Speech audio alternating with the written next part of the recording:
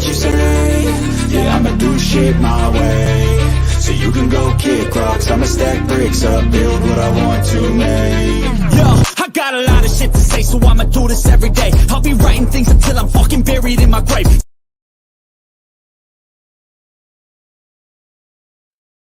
Morning, afternoon.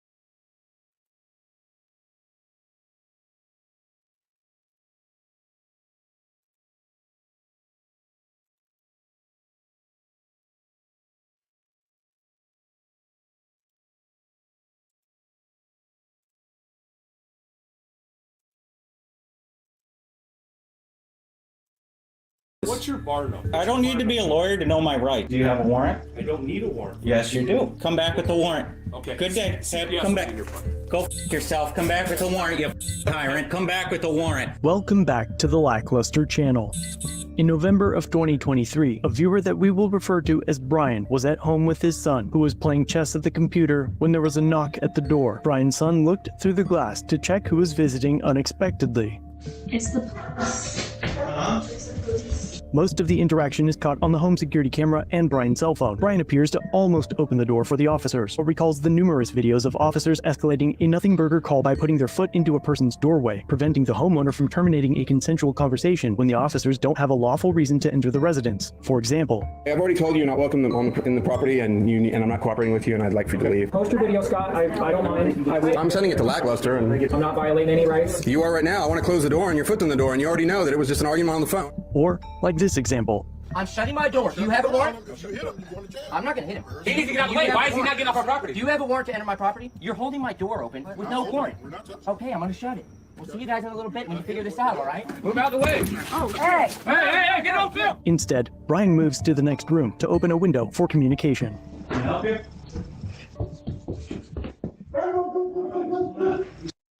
What's going on? Regarding what happened?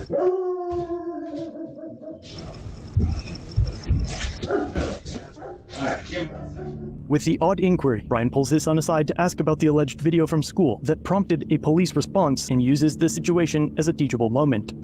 They're asking me about the video you saw. You know anything about the video you saw in school? Yes. Mm-hmm. There's no video that I saw. Okay. So, Do you have any idea what you're talking about? no. Do you want to talk to them?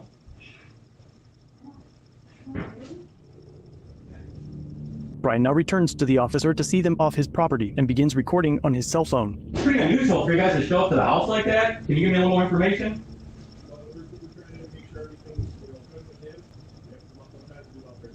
No, everything's fine. So if you guys have a warrant, that'd be different, but everything's fine. Well, we don't answer questions. There's no extended circumstances here, so yeah. So it's one of those things we can talk to him. Well, or you can go get a warrant signed by a judge, but he's not talking to you right now because he said he doesn't want to, and everything's fine. Was there a call that he's in danger right now, or? Well, that's one of those things that we need to make sure he's not. Okay. What's your name and badge number, please? Deputy Egan, Okay. 6768. And what was your name and badge number? Snyder, 8160. Okay. All right. Well, you guys have a good day. I need to speak with him. Do you have a warrant? I don't need a warrant. Yes, you do. Generally, an officer needs consent or a warrant to enter your home. However, in a few rare examples, referred to as exigent circumstances, the usual requirements for a search warrant can be bypassed by law enforcement. These events usually require an officer to have a reasonable belief that immediate action is necessary and cannot be delayed without risking harm to individuals, the destruction of evidence, or the escape of a suspect. But at this point of the interaction, Brian knows just as much as you do about what is happening here, and it's encounters like this that have so many people refusing refusing to even answer the door for officers. This circular conversation about a mysterious video that the officers are concerned with but won't tell the parent more about is unnecessary, and if the officers really felt that they had a lawful reason to enter the residence, they would have done so already. And now, instead of informing the parent about why an immune government agency is suddenly interested in something his son watched at school, the deputies resort to insulting the homeowner, as if escalating a consensual encounter with aggression would convince him to allow them inside his home. Sir, if you, What's the exigent circumstances? What's your bar number? I don't need to be a lawyer to know my rights, okay? The Constitution, I don't need to be a lawyer to know the check your Constitution. son's welfare. No, are you okay? Hey, come here for a sec. We just need to see him. All right, come here. Easy. Are you okay? All right, thank you. You guys have a good day. Deputy Egan's ego expands rapidly, and prior to his departure, he tells Brian that CPS will be there. Come back with the warrant. Okay. Good day. Come back. Go fuck yourself. Come back with the warrant, you fucking tyrant. Have a great day. Go fuck yourself, you tyrant. Come back with the warrant. Go fuck yourself, tyrant. A few minutes later, Brian caught the deputies' chatter on the radio using a scanner app on his cell phone where they asked dispatch to label him as hostile to law enforcement.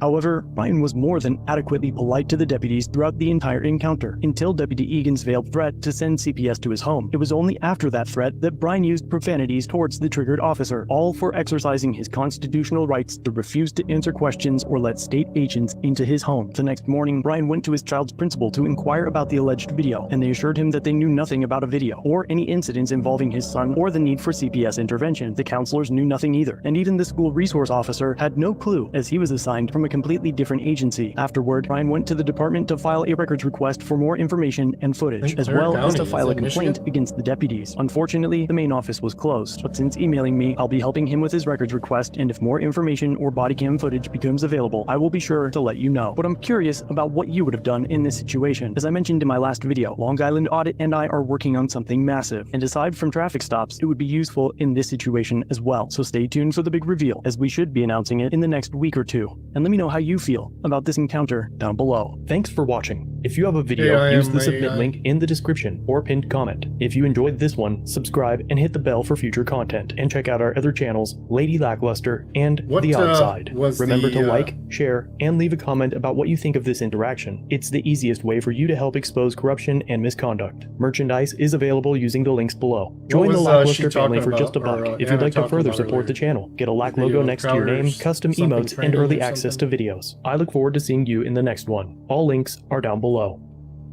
Damn, I can't remember what she said.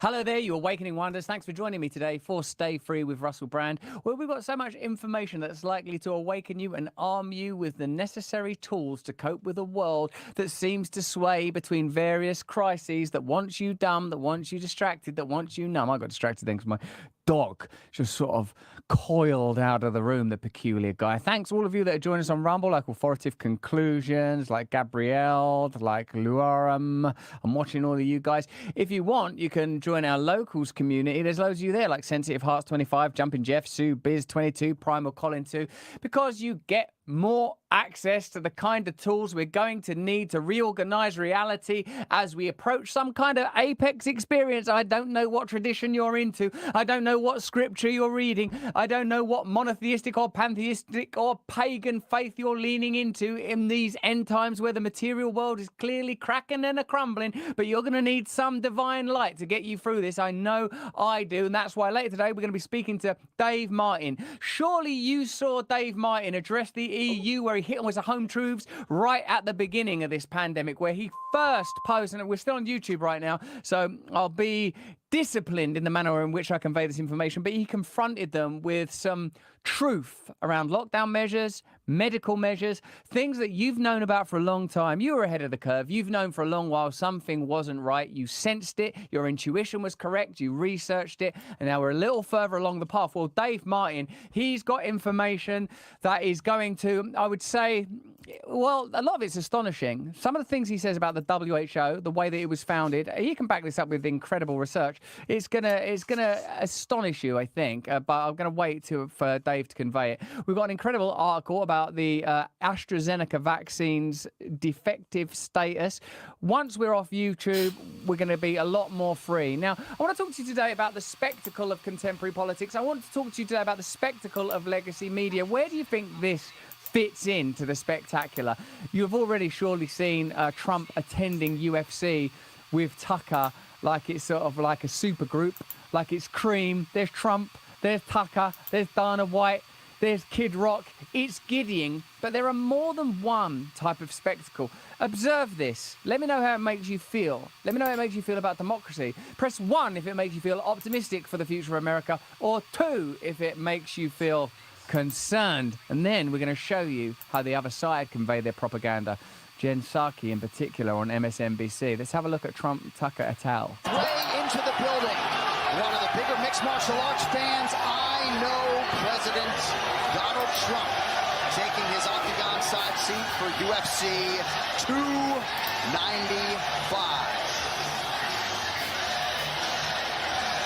We got 2 title fights coming up at UFC 295 here in a matter of moments, live from Madison Square Garden. And President Trump will be here to witness all of it. 4 of the very best fighters in the world set to take their cracks at light heavyweight and interim heavyweight gold, respectively. We move over to pay-per-view shortly. Thank you all for being here for the prelim coverage. But as you know... It's extraordinary. There's a lot of intensity unfolding there. How do you feel about that? A lot of you pressing 1, a lot of you pressing 2. It's astonishing, right? But then, and I feel like the detractors of Trump and those that see this new emergent form of populism that's taking form from in a pejorative way will say, well, look at this, it's sort of outrageous, it's bread and circuses. But when you look at the which member of the Justice League would you be? I don't know. I mean, I find Batman alluring, always have. I feel like look at the way that propaganda works within the metropolitan establishment elite. This is Jen Psaki. You know Jen Psaki. She was formerly a White House press secretary and spokesperson, but then she made a massive career distraction and change. You okay there? You okay, Ashela, in the chat? You all right, you lot? I'm watching you. We're so sick of Biden destroying our country, says Big Mama Time, USA Now. I'm watching you guys. Now, have a look at the way that they convey propaganda, the things that they say and the questions that they don't ask. This is fascinating. And yet, the hand-wringing and cocktail party speculation about an alternative to Joe Biden is continuing, will continue. Guess what? Joe Biden isn't perfect. No candidate. Not perfect. That's the concession after the mad anecdotes, the fist bumps with Saudi Arabian leaders that were going to be condemned as pariahs, the building, the wall that was condemned, the mitigated and mealy-mouthed big pharma deal. Not perfect. It is, by the way. But we have to understand what the alternative is here. If elected to a second term, Donald Trump would prosecute anyone he deems an enemy, unleash troops. There's some sort of prosecution of Trump going on right now. Of course, Trump's perspective of what's happening with his ongoing, not indictments, but his ongoing, indictments is that is a politically motivated. A lot of you feel that that's politically motivated. So I suppose that what Jen Psaki is advocating for is not easy because it doesn't seem like we live in a particularly valid and transparent and open state. There is so much corruption. There is so much despair. And when I don't see people honor it or even own it or be open about it, I think, oh no, how can we trust these people? How can we trust them at all? Look at the 2 types of spectacle. One, loud and extraordinary and vivid. The other, kind of intellectual, somewhat, what do I want to say, kind of offered to you in bespoke media terms. On protesters and essentially unravel the rule of law as we know it. And this time, he plans to line his administration with people who will actually help him do it. Why wouldn't he have done that in the first place? But sure, Joe Biden is 3 years older and occasionally trips over things. Look, there's a lot to be concerned about right now when it comes to a second Trump term. The speeches are getting much more disturbing and much more unhinged, and we should all hear it that way. Right. Okay. Now, this is going to tell us how to hear starts things to advance, and the kind of Putin comparisons begin to increase, where Trump in particular is conveyed as a dictator and as a tyrant. But you have to look at the last couple of years and the extraordinary, misleading and contradictory policies that have played out. When he said this week, if they're beating me, go down and indict them, and some of the pronouncements he's made over the weekend, I've heard that as kind of his authoritarian impulses getting worse. How do you hear them? Well, the role of the government, in his view, is to advance his political fortunes and destroy his political enemies. So, political fortunes. Odd. That's a very sweeping and powerful statement. What would a second term look like? It would look a lot like Vladimir Putin in Russia. It would look a lot like Viktor Orban in Hungary. Illiberal democracy, meaning democracy without rights or liberties or respect for the due process system, the rule of law. And in fact, there's not much democracy left to it because their position is that they don't accept the integrity of any election where they lose. And that is. But that's also seems to be true of both sides. It's a hallmark of an authoritarian party. They don't accept elections that don't go their ways. They refuse to disavow political violence. They embrace political violence as an instrument for obtaining power. And then everything flows from the will of a charismatic politician, and that is Donald Trump in their book. So we're clearly headed into a completely different form of government that many of us would recognize as continuous with the past. Right-wing authoritarian government in league with Putin, Xi, Orban, Bolsonaro, you name it. This spectacle is presented to you as verifiable truth, as academic, as considered. But what you're witnessing, I would offer you, is every bit as hyperbolic and bombastic as seeing Donald Trump and Tucker rolling out of the UFC. That might engender feelings of excitement and power. This might engender feelings of condescension. But in either case, there's a kind of reductivism that prevents you, I think, from looking at the full facts. But this is where this gets extraordinary. Have a look. Bolsonaro, Putin and Xi and Orban, and those are some serious authoritarian dictators out there, but they're people, it sounds like you're saying people should look at if they're wondering what a second Trump term would look like. Those are the people that Donald Trump and his family do business with. Remember, his son-in-law brought back $2 billion from Saudi Arabia. If this was an investigative interview, if Jen Psaki now was asking this congressman legit question, she would say, yeah, but what about the Biden family and Hunter Biden? The fact that that question is not asked shows you that even though this might seem less like propaganda on the surface, it's complete propaganda. The information that's presented to you, the information that's excluded. Extraordinary. You guys on Locals, is the stream sorted out now? You're still struggling, and we're watching you. I see that you're having a little trouble with that stream. Mohammed bin Salman, he pocketed that after 4 years of rendering favors to Saudi Arabia, including covering up the assassination, dismemberment, drawing and quartering of a Saudi American journalist. Of course, like Biden subsequently went on to do massive deals with Saudi Arabia. So there's a complete lack of consistency. There are no reliable principles. I suppose much of my despair about our current political system is derived from the observation that there seems to be a lack of consistent principles everywhere. If you believe in free speech, it's got to be the free speech of the people you oppose. Have you noticed that, well, in the last couple of years, we've had a lot of censorship around COVID, a lot of censorship around Ukraine. I would say that's broadly coming from the left. Now we're beginning to see calls for censorship when it comes to the Middle Eastern conflict. If you believe in free speech, isn't that an absolute principle? Tell me, is free speech an absolute principle? One, or there's some instances where you shouldn't have free speech. Say 2 for that. 1, if you believe in absolute free speech. 2, if you think there are some situations where free speech should be banned. Now, look, on Locals there, in our Awakened Wonder community that you can become a member of, and you can see early conversations like our chat with Alex Jones, which is, I'm still putting my head back together after that conversation. That's up already in our Locals community. You can join us live for a lot of conversations there. And ones all over Rumble as well. We seem to believe in free speech 100% and absolutely. And I guess that's how principles work. A little shout out for Bad Graphics Jack. Oh, God, I'm going to miss that guy. Let's see the end of this clip, though. The Washington Post and rendering all kinds of favors to Saudi Arabia. Well, multiply that times every authoritarian despot on earth. And that's what we're getting with Donald Trump, because they've made relationships with every autocratic, plutocratic, kleptocratic regime on earth.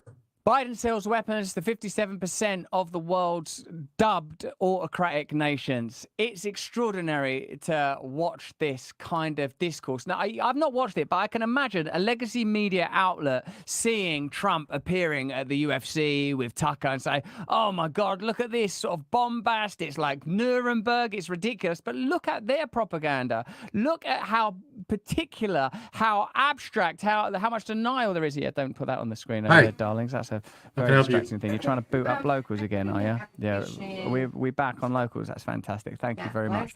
This idea, this motif, this modality of presenting a reality that is right here is the stack of untrue, people waiting to start. illegitimate, and I'm so Right now encouraged, by the way, they're that going through all a of you slow basically period. pressed one. So Is, like, I you didn't see want to it pull yours out of the throughout application legacy media, status and you see it throughout until political life. I'm going to President start Xi pulling was visiting down San interviews again. Francisco. Right Did now you I'm know waiting that? for And they them. just This time of got year it rid always of slows down the for a little bit homeless. right before They the holidays. cleansed San Now, this is when Francisco. people of really anyone want to who's get been some to work. San Francisco knows there's a pretty serious homelessness problem. Have a look at this before and after. I did see new ones popping in there, but I haven't pulled any of them because as soon as I pull them, and that you know, kind of maybe like we need to have a little conversation changes about the look of That's it. sort of about American infrastructure and American resources come and see me American at the beginning of the new year expenditure if you're on still foreign wars. When it usually seems that's that when they start domestically picking there right are back some up again. pretty But serious right now problems. they I just wonder laid how off many 7 of the people people last in week. those tents are former veterans. I I don't wonder want how you many of the people in to those be tents not have mental trying to health find issues something and else addiction issues while that they're can't going be through this. addressed because of a Okay. lack of infrastructure that's Let me been get your name filtered through the though, so I military-industrial know which name to complex, pull which whenever I- requires forever What's the wars name again? to Virginia. legitimize them. No, let me know how you feel you about worked here that. Would you before? rather see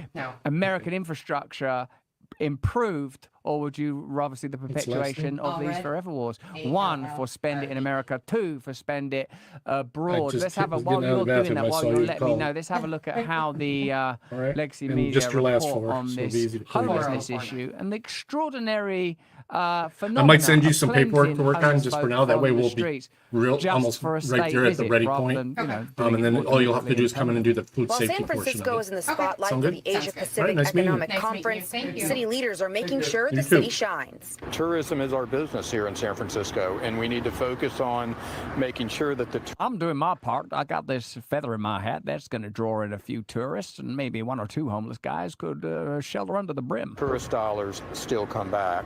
Caltrans repaving major roadways like the Harrison Street off-ramp from the I-80. BART doubling down by deep cleaning their stations overnight more often. The city had gotten a little bit dingy. Even the idea that tourism actually is how a city or a location generates its revenue is yielding to the idea that spectacle precedes reality. It's a place that you visit. It's not a place that you live in. I understand the necessary economics of the tourist industry. I know that. But doesn't it sort of tell you that primarily a place is to be observed and no one cares in reality? All of you, and I've got to assume that there are people from the left and the right and across the political spectrum, all of you would rather see money, your tax dollars spent in the United States rather than, you know, perpetuating forever wars. And I guess there should be some sort of referendum on that. Over time, Scrubbing and power washing is happening all over the city. Yeah, the bottom of my shoes look clean. Like, It's noticeable how clear the streets look and how few homeless encampments there are on major thoroughfares.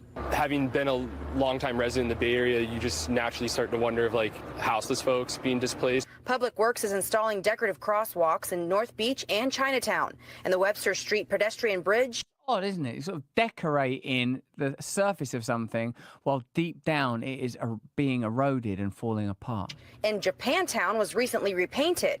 The Yerba Buena Stoner George in the Rumble chat, where are the homeless now? They're just sort of slightly further out. They've just pushed them right. This is where the visit will be. This is where the presidential motorcade will go for President Xi. Put them over there. Put a homeless person, paint that homeless person so they look like a crosswalk. Buena Gardens at the Moscone Center are decked out with new colorful landscaping and murals, paid for by the Clean California nice for the grant. Chinese. Just They know in it's already time for the fucked up here. 20,000 high-profile CEOs and heads of state coming. For a moment, occasionally, do you glimpse a world where it's not about murals? Do you see a world where people that have lost their ability to support themselves are retrained, reintroduced to dignity, able to contribute to community? Are you able to imagine a world where democracy becomes localized, accessible, where your individuality is regarded and respected as divine, therefore diffusing all of the numerous, ongoing, endless cultural arguments about how you want to identify, how you want to be seen, that whether you've got a traditional or...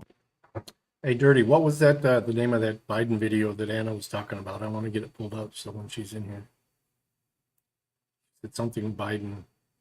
It looked funny. It's like a comedy. It's Crowder Biden. Progressive identity. It's your business and it's up to you that you have local democracy. Do you see how the more that we centralize power, the more that we censor and surveil, the more that power coalesces in unelected organizations that straddle the globe like Goliaths? I'm talking about your WHO, new treaty coming, WEF, how's that thing funded, IMF. All of these things are taking your power and in many cases your tax dollars, and certainly they are funneling down to you through their fellows, through their friends, through their affiliates. You know, are you astonished by how many political figures have ties with the WF? Do you know how many it is? It's just like all of them, more or less. Like David Cameron, he used to be Prime Minister in our country. Rishi Sunak, he's Prime Minister now. Your man Justin Trudeau, who I know you guys love and don't question who his father might be. I know you love him. If you're watching us on YouTube, we're only going to be on YouTube for a few more minutes. Then our Dave Martin interview, which is too explosive to broadcast on that platform, will be on, as well as our reporting on the recent AstraZeneca court case, which I think is the first time we're getting real close to admitting that vaccines cause serious, possibly even lethal injuries. Is something we're going to be looking at, not on YouTube for obvious reasons. So if you're watching us on YouTube, get ready to, as Michael Jackson would have said, make that change. We've just brought back one of them WEF stooges that we used to have as Prime Minister for a little while that we didn't like when he was our Prime Minister. You won't be that excited about him, but God, the news, the propagandist, legacy media news in our country, they're double excited to see this guy come tumbling out of a car. I don't know if you have Into the Night Garden in your country, but who is the guy out of Into the Night Garden? Iggle, wiggle, wiggle, pickle. Iggle pickle, iggle pickle. Well, just, watch this space. My car coming up number 10. Downing Street, I should say. I'm not quite sure who this might be. If somebody's sacked, then of course. I'm going to teach you the word synecdoche now. Do you know that word synecdoche? It means like a sort of a phrase that's used to represent something. Number 10. When they say number 10, we know they mean the location of power. White House, we know they're referring to the location of power. It's an image symbol. Synecdoche, synecdoche, synecdoche. They don't come up Downing Street. That's done in private. That's the security. We sack them out the back. We invite them in the front. Every single one of them is bloody bleeding. You can finish that in your own consciousness. Like, did you hear that they just said when we sack them, we kick them out the back? They don't. We sack. Listen, you're fired. How'd you go? Nice. You finished it for me in the Rumble chat. Of course you did. Detail just opening the door for David Cameron. Excited they are. Woo! What? Wait. I was not expecting that. So excited, aren't they? It's like the Beatlemania. What? It's Harry Styles. Harry Styles is going to run the country now. This is going to be fantastic. Get them lads from Korea. Oh, that band out of Korea. Get them in to do it. Okay. So there have been stories in the last few days that David Cameron, who had never really found his feet after leaving the job of Prime Minister, did jobs that were controversial. Yeah, like, guess what kind of jobs he did? Jobs he made think, you wouldn't have got that job if you hadn't been Prime Minister. Did you make decisions as Prime Minister that advanced those interests? The same way, you don't know this about our country maybe, that Rishi Sunak, our Prime Minister, was a member, he started a hedge fund that invested $500 million in Moderna. And then, weirdly, when they were Chancellor, a bunch of money got invested in, what was it called again? Moderna. Almost like, ha, ha, ha, pig effer, says Be Free Liberty. Yeah, you can research that for yourselves. I'm not getting involved in that. But pig effer, yeah, that'll yield some interesting results if you start looking at that. Yeah, Klaus Schwab, he infiltrated so many cabinets, hasn't he? He's been inside more cabinets than Chippendale. And Cameron, here he is. Just in case you wonder where these people come from and where they train, this is where they train. Well, thank you, Philip, and thank you, ladies and gentlemen, for that welcome. It's very good to be back in Davos. It's good to be back. Good to be back. It's good to be back. So, yeah, like the WF, they're talking to us now about CBDCs. You've seen that, have you? You're aware that CBDCs are being normalised. Did you see that Dutch politician, what's he called? Rob Roos. Rob Roos going, it's too late. They're going to go for the CBDCs. Like the World Economic Forum, as you know, is one of those organisations that sort of soft sells green washes, like those kind of ideas before we get them hoisted and foisted upon us. You're looking now, right now, aren't you, at those three bifurcated O's, and that's 666. Ooh, that's 666. Let's have a look at this guy. I don't know where he's, somewhere in your country, America. He's in a sort of a Chase Manhattan bank, I think, and like he can't get any money out. I really like it. It's just one of those sort of, oh, we can't pay it in. Check this out. They go like, yeah, the bank, yeah, Be Free Liberty, the 666 in the logo. I see you in the Rumble chat. Hey, $1 from Crystal WW. Thank you very much. Nice one, guys. We'll give that to, I don't know where we'll spend it. Maybe I'll buy myself some sort of fancy sweater. We'll invest it. We'll invest it wisely. Yeah, eat bugs. That's what's getting chatted in. What people are chatting about in the locals chat over there. The Awakened Wonders. Let's have a look at this guy unable to pay money into a bank. Did you think it would be in your lifetime that when we shown the video yet about the normalization of the chips under the skin? You're going to love it. You're going to love that. We're doing that later this week. Tomorrow, I think we're talking about CBDCs. We're talking about how digital currencies will go global, and we're talking about how they're, in a sense, normalizing under the skin technology. It's extraordinary because those are the kind of things that only Alex Jones would talk about once. And you'll love the chat with Alex because I try to sort of go, Alex, come on, mate, let's try and be calm. You see every bit of Alex that you want to see. You're going to get all of it. If you want to become an Awakened Wonder, become one of our supporters, you can watch it immediately. Otherwise, it's on at the end of this week. Over 2 episodes, and believe me, it's worth it. Let's have a look at this guy wandering into a bank, freaking out, unable to pay in a bit of money. He's not taking it well. Customer service. When somebody lives 130 miles away. Or we can take either a cashier's check. I know. I tell you, when I walk out of this damn bank, I'm going to get on Twitter. I'm going to blast the hell out of JP Morgan for not taking cash at a bank. That's the most stupidest thing I've ever heard. I feel like that sometimes. You feel like the system's sort of falling apart, like that you can't just be in the world anymore. You can't pay money into a bank, can't do what you want to do. You don't want to hurt anyone. You just want to be free. Do you feel that your freedom is being eroded? Do you feel that your freedom is contingent on just not moving your chains? Is that what passes for freedom these days? Accepting that you're in a cell? Do I feel that way? That's crazy. It's crazy. Somebody walks in, the customer gets cash, and you won't take it. And you won't make an exception. I'm going to leave the building, or I will call the police. Or we... Like it used to be. Call the police. There's someone trying to take money out of the bank. Call the police. Someone is trying to put money in the bank. Like, where are we going now? Who do the police even work for? Lady, I don't care who the you call. This is ridiculous not to take cash on the.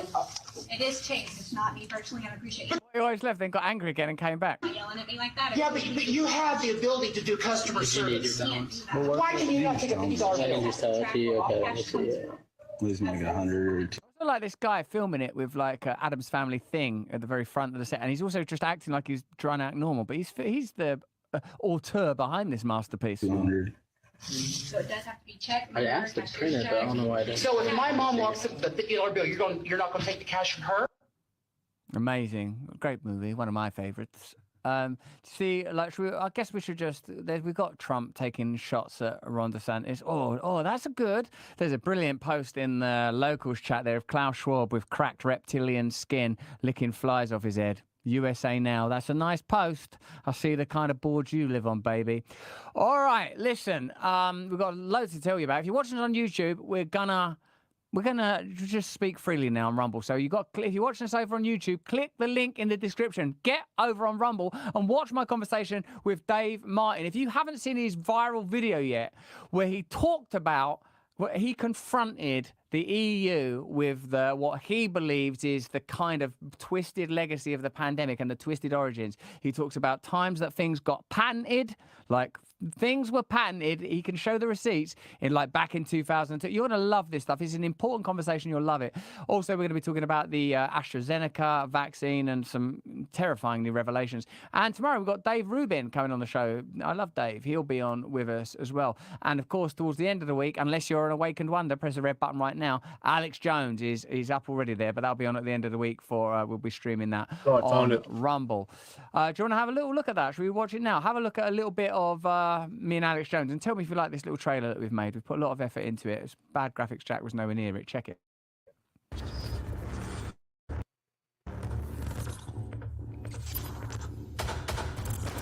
You're telling me it isn't real when they had a vote in the goddamn Senate? 1776 will commence again if you try to take our firearms.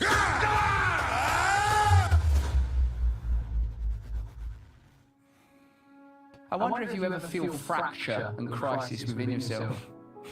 I wonder if you've ever felt hopeless and desperate Found it. How to Train Your Biden. And said, you really want to be evil? And I had a lot of What up, really Porty? intense nightmares and just a Miss feeling you, brother. of being alone.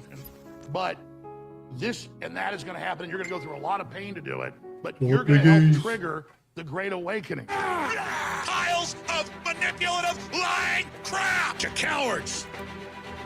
Excuse me. What do we do about the people that hear the name Alex Jones and then just think, oh, you know, Sandy Hook? I can't imagine it's very easy to be you. I didn't say that the name Sandy Hook for over 2 years before I was sued. Do you feel that you arm your detractors by your mystical conjecture, or is that something you're deliberately doing in spite of the fact that it obviously enables people to attack you? They were all obsessed with mysticism. They were all obsessed with the occult, the CIA, MI6. But this is why the CIA and the Justice Department used me as the first domino. We're going to get Assange and Jones. Once we get them, all the other dominoes will fall. That was 6 months before I got deplatformed 5 years ago. What are we going to do? There is so much power that can be asserted through legacy media. There is so much power of censorship. There is such a strong will to shut down dissent. You see it because we have nothing to hide. Move your angle, relax your perspective, pull back, open your mind. I wonder if you've ever been concerned that you are mentally ill.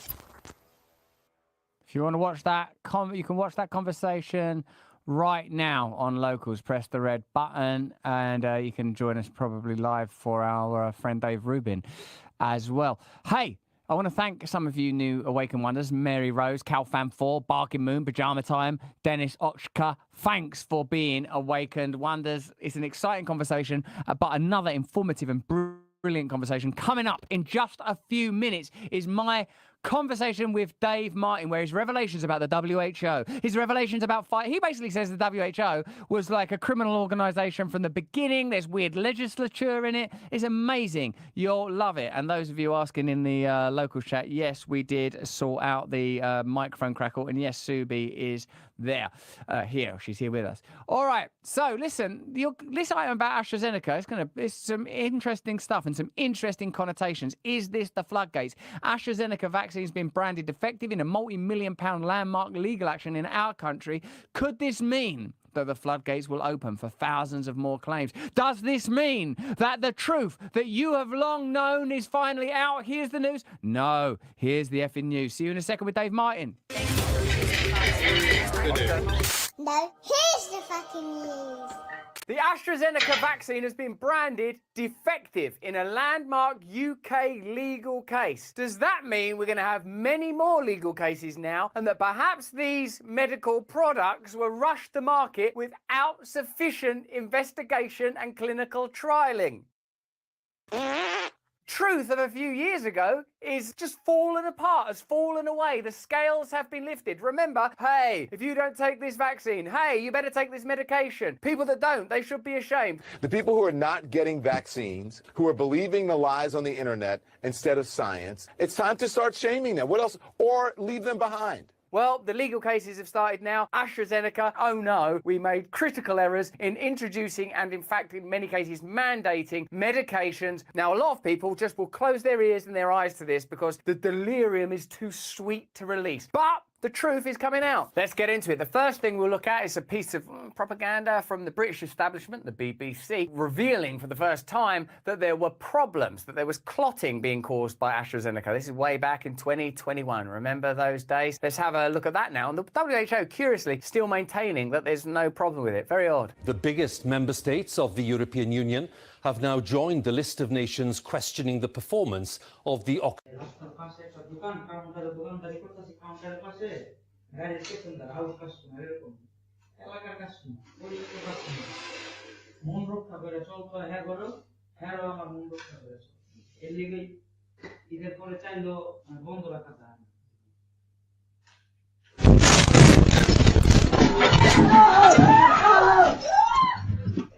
suspending use of the vaccine because of fears about possible side effects including blood clots. As a precaution, we're just going to withdraw this. Look at how the language has altered and has been altering. This COVID inquiry that's happening in the UK would not be happening if independent media voices, and I mean yours actually, had not at the beginning gone, whoa, whoa, whoa, whoa, whoa, what's going on here? Right, all Jay Bhattacharya, Robert Malone, Peter McCulloch, Dave Martin, Judy Misk, all these people that were just, you crackpots, shut up, that is misinformation.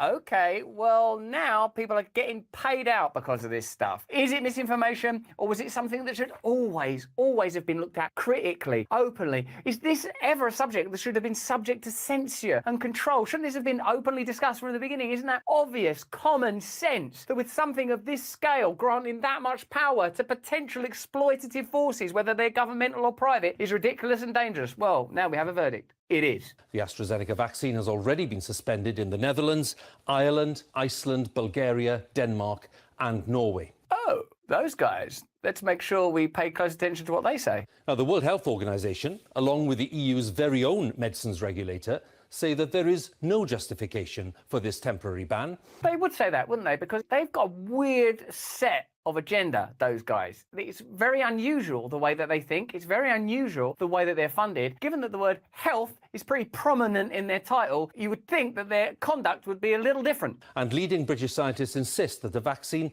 is safe. OK, so that's 2021. Now let's have a look at some of the legacy media reporting on this subject from today. There isn't any. You can't find a single legacy media outlet telling you, oh, by the way, there's been a payout. I wonder why that would be. Isn't it interesting? The stories they really focus a lot of resources on and the stories they just kind of ignore. Is there any corollary? Is there any theme? Is there any trajectory? The only way we can bring you an update on this story is with the often banned, derided and YouTube strike receiving online commentator, friend of the show, John Campbell. Take it away, John. Is a landmark legal case. Oxford AstraZeneca COVID jab was defective, is the contention. 8th of November 2023, quite a few outlets. Oxford AstraZeneca vaccine has been branded as defective. Claims of efficacy were vastly overstated, and as we'll see, they vastly overstated its efficacy, and the media vastly overstated it with them. And even when it was revealed there were problems, they tried to mitigate it. The World Health Organization still say it's okay. Isn't it curious how they operate? This is in fact the case. You could argue it was very vastly overstated. In other words, it didn't quite have in the vial what it said on the tin, is what this is arguing. Defective.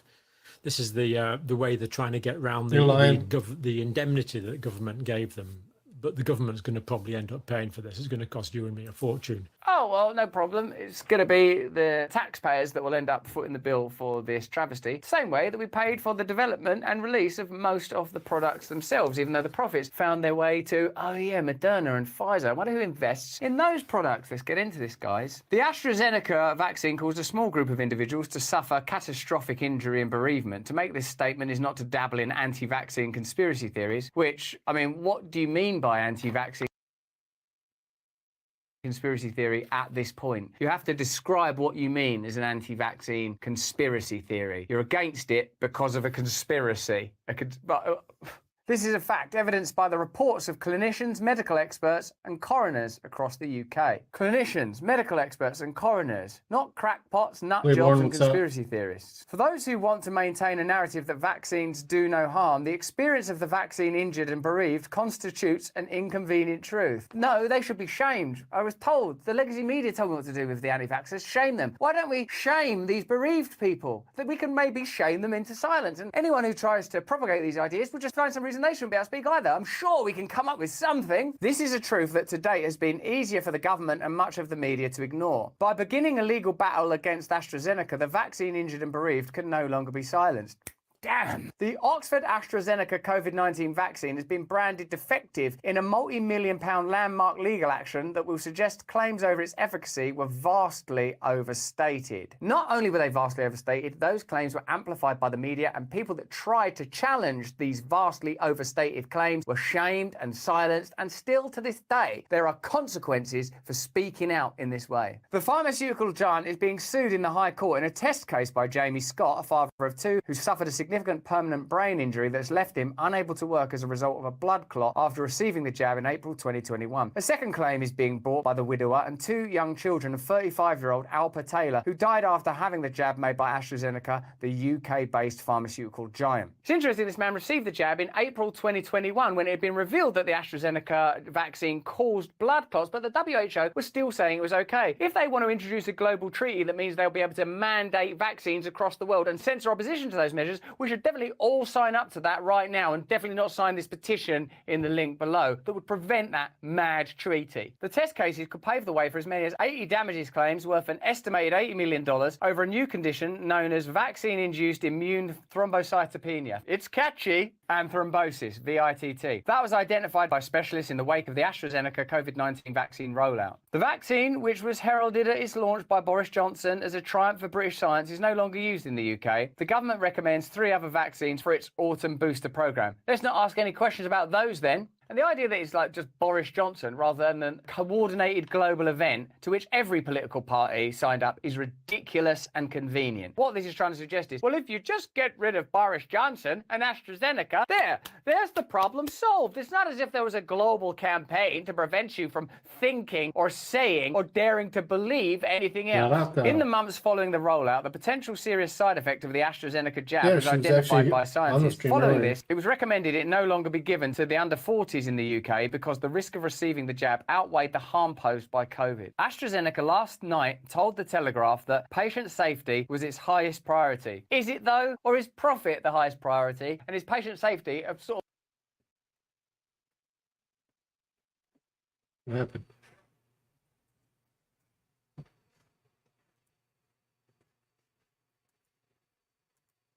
What happened?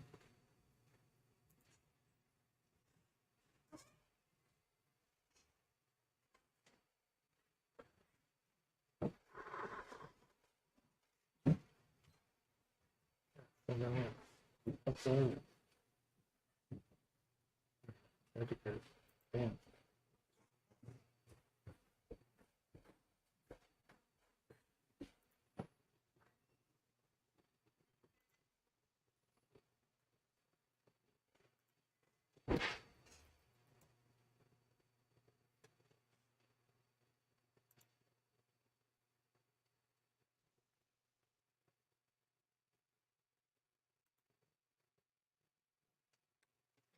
I don't know why. Weird freeze frame there. Not sure why this stopped. We'll go halfway over.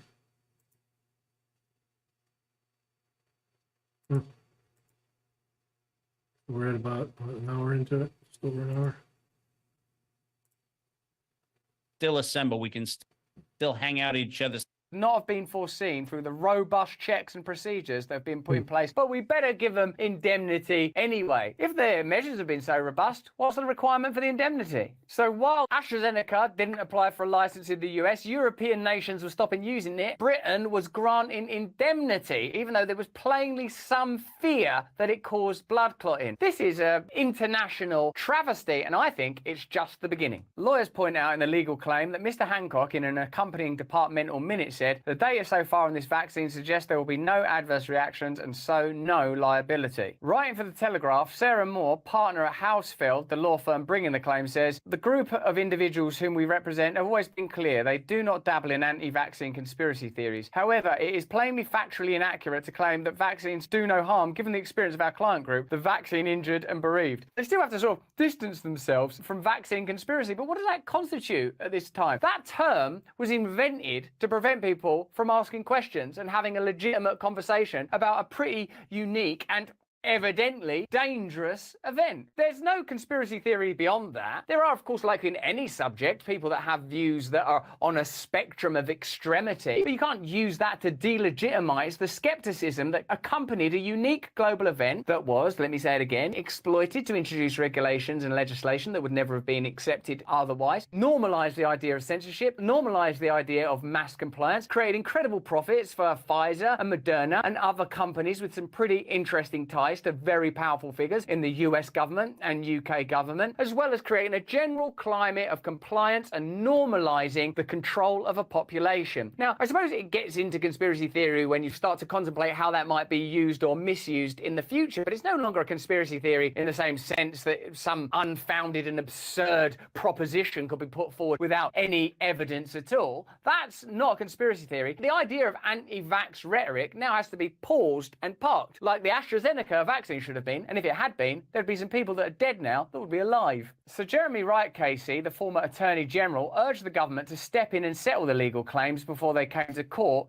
given that ministers had indemnified AstraZeneca. So Jeremy, who has raised the case of Mr. Scott, who is one of his constituents with Rishi Sunak, said, "It's very, very strange the government has not come up with a way to settle these cases where the cause is clear. I don't get it from a professional point of view or from the political point of view because of the damage done if these cases are not settled quickly." And the damage is, of course, that people begin to recognise that there were some appalling decisions made in the last couple of years. People rode roughshod over democracy, over human rights, over enshrined principles, and that, again, being normalised everywhere now. We don't have due procedure. We don't have those ideas anymore. What we do is we have a centralised authoritarian message that's amplified by the legacy media, and if a few people get blood clots along the way, that's just a necessary byproduct of this agenda. So Jeremy added, "There's no sense of urgency on this. There's no realisation in the government that this is an impending problem. The PM told me he would find out more about it and come back to me. None of us can be confident we won't have to go through all of this again one day, and if we do, the confidence in mass vaccination needs to be in place." How can it be? How can it possibly be after this? That almost sort of sounds like a threat, doesn't it?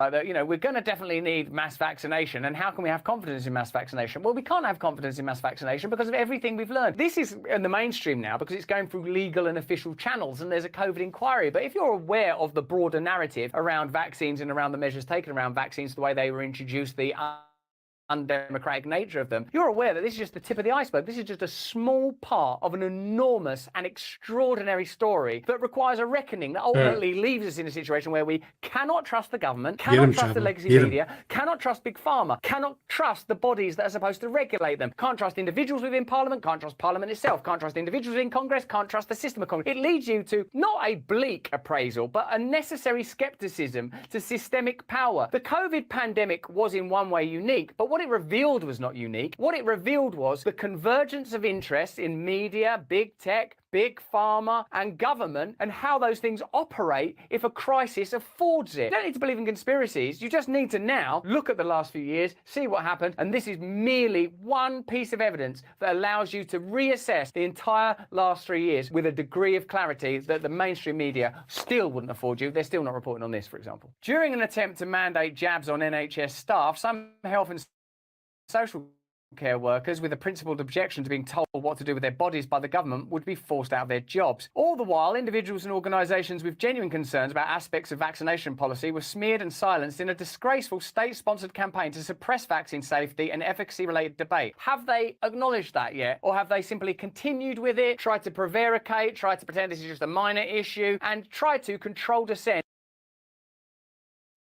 wherever possible, using some of the most unspeakable means? The victims had the vaccination out of a sense of duty. It felt the right thing to do to help Britain out of the pandemic and to prevent more vulnerable people being made ill by stopping transmission of the virus. But the result for them and their families has been catastrophic. And it doesn't stop transmission either. The entire thing has been a fiasco, a fallacy, and an almost unprecedented global lie. Many have been left wondering why they bothered, those that are still alive. Because this doesn't get into excess deaths, this story. Doesn't get into the phenomena of excess deaths, because that's still on the side of the line that this used to be. That's still there. When the WHO, you saw it on the BBC, when it's actually fine, excess deaths still lives in that territory. Soon, one day, unless for some reason independent media was really attacked and independent voices were dissented and shut down and silenced, and I don't see any evidence of that happening. Do you see any evidence of that happening anywhere? Then excess deaths will move into this portion, and you'll, in the end, end, get legit KCs and proper lawyers and people looking for payouts going, whoa, wait a second, that's not normal that this healthy athlete dropped dead from a heart attack. That's not normal that these young people died. 60,000 excess deaths in the United States in 2021 and 2022. That's not normal. That will have to come into the fray for contemplation and consideration at some time. They'll resist it for as long as possible. They'll try and control it. But as with the AstraZeneca case, in the end, it will have to come out. A World Health Organization report in June 2022 was unclear about whether the vaccine stopped transmission of the virus. No substantive data are available related to the impact of vaccine on transmission or viral shedding, states the report in relation to AstraZeneca. So in June 2022, they knew there was no substantive data. Of course, now we know a lot more about it. The World Health Organization seems to have an agenda beyond world health. They are quite well organised though, so at least one word in their name is sort of true. Lawyers claim that the vaccine was less safe than the public was led to expect. Let me know in the comments if you agree with that. Should the courts agree, the damages and compensation are likely to be huge. One lesson to be learned is that young, healthy people should not have been forced through restrictions on their movements to be vaccinated against a disease that hardly affected them. Do you think so? Well, there you are. In a sense, the entire narrative is beginning to crack. Would this narrative have cracked were it not for voices like John Campbell and other voices contributing to this conversation? Remember, at the height of this pandemic, when Joe Rogan dared to take ivermectin, that there was a global attack on him that seemed coordinated. The media appears to be able to behave like one unit, like a swarm of insects or like geese flying in formation when it comes to amplifying the message of the powerful. Similarly, they have a power to shut down dissenting voices. Now these court cases have begun. It's likely there'll be a small portion of justice, just as much as they can manage. Still, excess deaths have to be dealt with, still the consequences of lockdown, the people whose cancers were exacerbated, heart disease were exacerbated, myocarditis, pericarditis, the impact on young people and children, the economy, businesses, all so much to be considered. A reckoning that is unlikely to take place unless independent media voices are able to continue to speak openly and freely on these subjects. Here are the number of ways that's likely to be stopped. The WHO have got a treaty that has a censorship proposal in it. Legislation's being passed all over the world to stop independent media being able to speak on big tech platforms, because the big tech platforms themselves will be controlled and censored. And of course, dissenting voices are regularly, routinely attacked to a staggering degree. We have to unite. We have to stand up against this. Well, it's not going to impact immediately. Plus, the way Ohio has even done their medical stuff, it's like 2 dispos in the whole city, Toledo, and they're slowly adding them, the medical dispos there. And this was from 6-7 years ago. So they're not even going to start setting things up and issuing licenses for the rec until next year, they're saying. But yeah, it's not going to affect. I mean, I live right on near the border, so I don't see it affecting much. I mean, Michigan has been doing it for over 10 years, so they've got their shit together. Literally, the exit I get off on my way to work here has like 9 dispos at it. In fact, they've turned half of what used to be an outlet mall into dispensaries. We have to realize that the truth is coming out. But that's just what I think. Let me know what you think in the chat. See you in a second. No, here's the fucking news. I'm being joined by Dr. David Martin, scientist and inventor who's been a beyond outspoken voice, who's been an evangelical voice of reason during the COVID and vaccine era, holding Big Pharma and even the WHO to account. He's spoken before the EU on 2 occasions, even though the audience radically diminished at the point of his arrival because they're not there to assemble and listen to truth. David Martin, thank you so much for joining us. Russell, it is an honor. It's a delight to be here. I see that you have adorned your set with great figures of the movement, whether it's that truth teller and science personified himself, Dr. Anthony Fauci, or various other figures from the pharmaceutical industrial complex.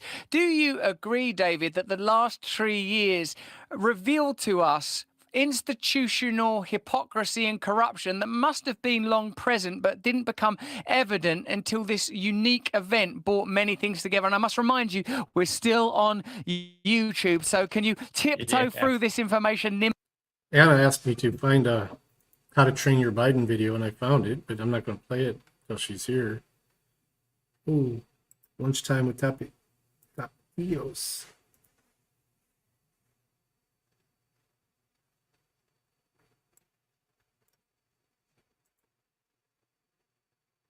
across to Arizona, not too far from there. Yeah, guys, you guys take care of yourself. Much respect, guys. See you guys in the next one. What are the famous words? Bye-bye. Kimberly, until we step off. We need to do this. Listen, it's no mistake that I put behind me on my image the three co-conspirators, which actually were the architects of what we refer to in the modern era as this most recent campaign of terror. But it's important to realize that their collaboration began in 2002, not in 2020. Right numbers, wrong order. And we also have to understand that their collaboration was not one that was about a health concern or a public health interest. Their collaboration was at its earliest days a racketeering and antitrust collusive activity, which was meant to establish once and for all a universal injection, which would be the stuff of the dreams of Gavi and others, who wanted to have a single injection that would be put into every arm of every child at birth and get them permanently addicted to the injectable complex called the pharmaceutical industrial complex. So these guys got their start in 2002 in their official proprietary patent-controlled way and have been at it ever since. I recognize, of course, Anthony Fauci. The other two figures, can you just give me a brief resume of these, the other two members of the triumvirate? Yeah, well, the parrot on my shoulder is none other than Ralph Baric. He, the ultimate pirate, he was the one who came up not only with the deadly biowarfare enabling technology in 2005 called synthetic coronavirus, the model of biowarfare enabling technologies for DARPA and for the MITRE Corporation, and put the same on his CV. So the good news is you can go and pull it right off his CV. The man slightly lower under Ralph was the most famous quote of all of the lead up to the pandemic, when in 2015 he said, "Until an infectious disease crisis is real and present, it is often largely ignored. To sustain the funding base beyond the crisis, we need to increase the public understanding for the need for medical countermeasures such as a pan-coronavirus," and then the V. "A key driver is the media, and the economics will follow the hype. We need to use that hype to our advantage to get to the real issues. Investors will respond if they see profit at the end of the process." None other than our very own Peter Daszak, who was the one who the World Health Organization was kind enough to put in charge of the investigation of where all this nonsense came from, as the guy who actually invented the nonsense. So it's kind of like a bank robber being asked to investigate a heist. If it was a very honest bank robber, he would be the perfect person to conduct that investigation, because the whole riddle... You know, you feel that way, don't you? Yeah. Within a couple of minutes. Wait a minute, it was me. I did those things. It's extraordinary that not only of these three figures, this trident of malfeasance, being culpable in the manner that you describe, allegedly at least.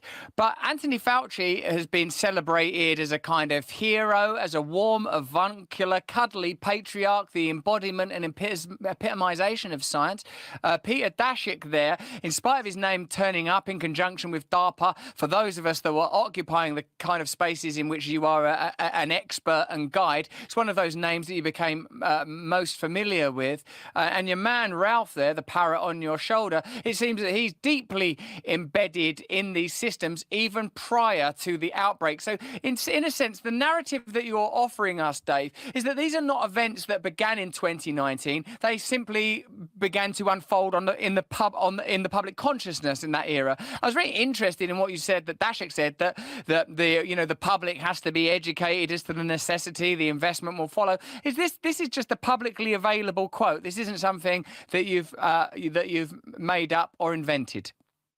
Oh, no, and all of these things, Russell, it's really tough. I mean, you have to read these very complex, very esoteric, runes that are hidden underneath the pyramids. But no, it's in the proceedings in the National Academy of Sciences. So, no, not hard one to find. And neither is Ralph Baric's patent on the first version of the wonderful thing now known as coronavirus, where he patented in 2002. And you'll recall the date here, 2002, 1 year before SARS 1.0, he patented, and I quote, an infectious replication defective clone of coronavirus, which was the first time in human history we were able to turn a simple gastrointestinal virus and a simple, allegedly cold-associated virus into something that targeted human heart tissue and human lung tissue a year before SARS 1.0. And that infectious replication defective clone, that line, and the entire nonsense around his virus that he created was in a patent that is filed in the United States Patent Office. So yeah, I've really had to dive deep into the deciphering of hieroglyphs and runes to figure this one out.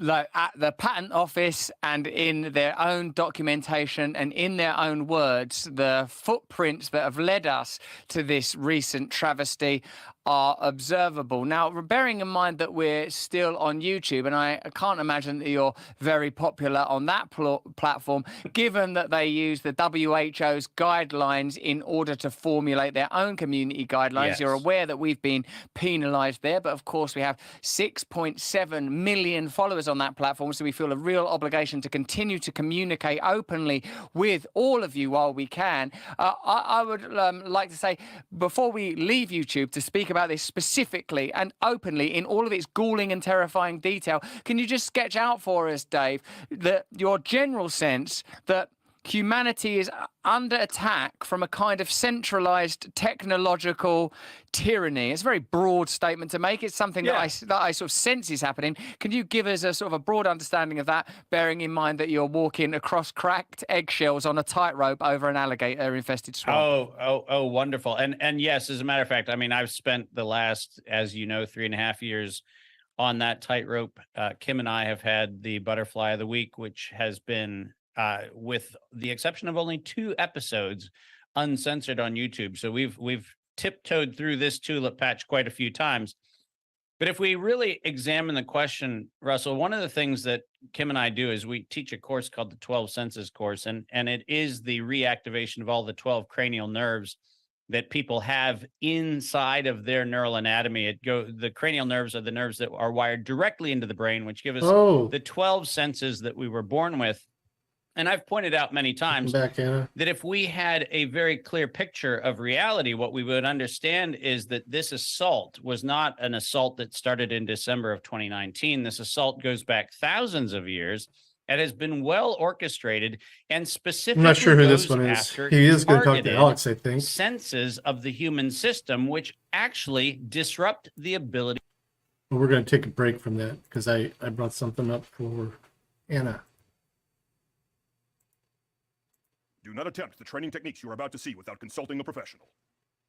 Tonight on Crowder 911. I don't think Joe Biden knows what he's doing. A physically inappropriate politician He's at the point where he gropes every person that walks by. wreaks havoc on the lives of his voters. Jump! At first I thought it was cool, then he started kissing my neck and sniffing. This Joe Biden was clearly out of control, and it was time for someone to do something about it.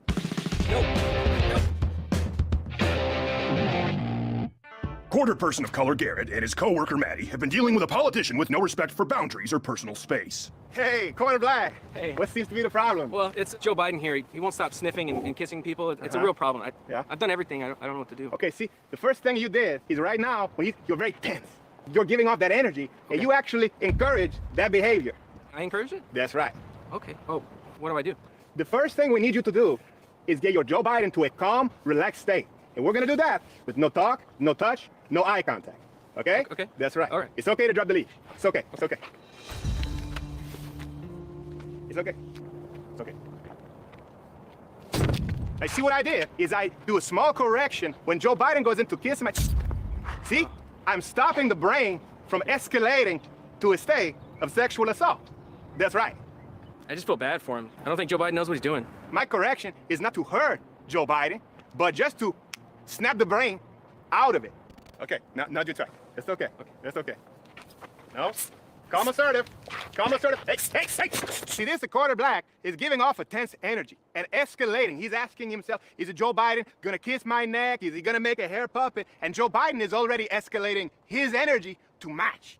And he's rubbing shoulders and kissing the faces. Calm, assertive, assertive. That's it. That's right. That's right.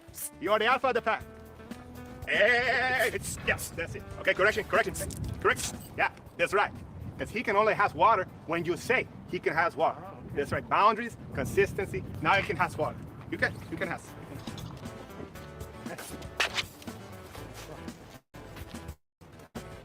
Now, this quarter black was doing really good with his Joe Biden. So it's time to introduce a new challenge. Okay, took you, Maddie? It's okay. Go. It's okay.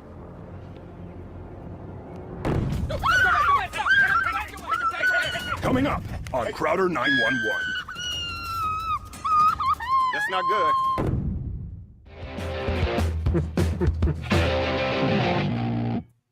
So there is a part 2, you said? Let me see.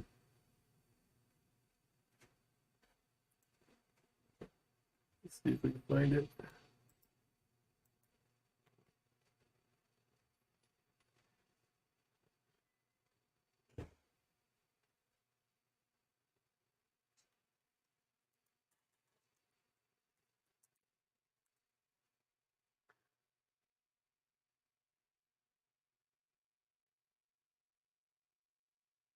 Huh.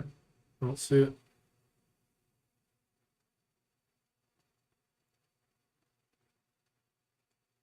Did you drop the link? I don't see it. Well, we'll go back to this for now. For the person or the brain or the soul to process information in an orderly fashion. You will recall that with this particular injection, we took direct shot at a couple of very important senses. We took direct shot at the sense of smell. And most people haven't studied neural anatomy. They don't know that the sense of smell is one of the very first senses that you actually have formed in utero. And the homing mechanism of that sense is to actually have you be able to identify your biological mother. It's the reason why calves can run across a meadow past tons and tons of udders and they find the udder of their mother rather than any other, milk-laden udder somewhere else in the field. If you go back and ask yourself, why is it that we would put an injection together, which we would encourage children to take, that would in fact directly assault the sense of smell? That is not an accident any more than the accidents of the clerical collar when Pope Innocent III in the 13th century put the clerical collar on to cover the 9th cranial nerve, which is the hypoglossal nerve. It's the nerve that sits up in your How to neck. housebreak your Joe Biden. And he invented the clerical collar so that he would be able to mask your ability to detect the truth. All right, I found it.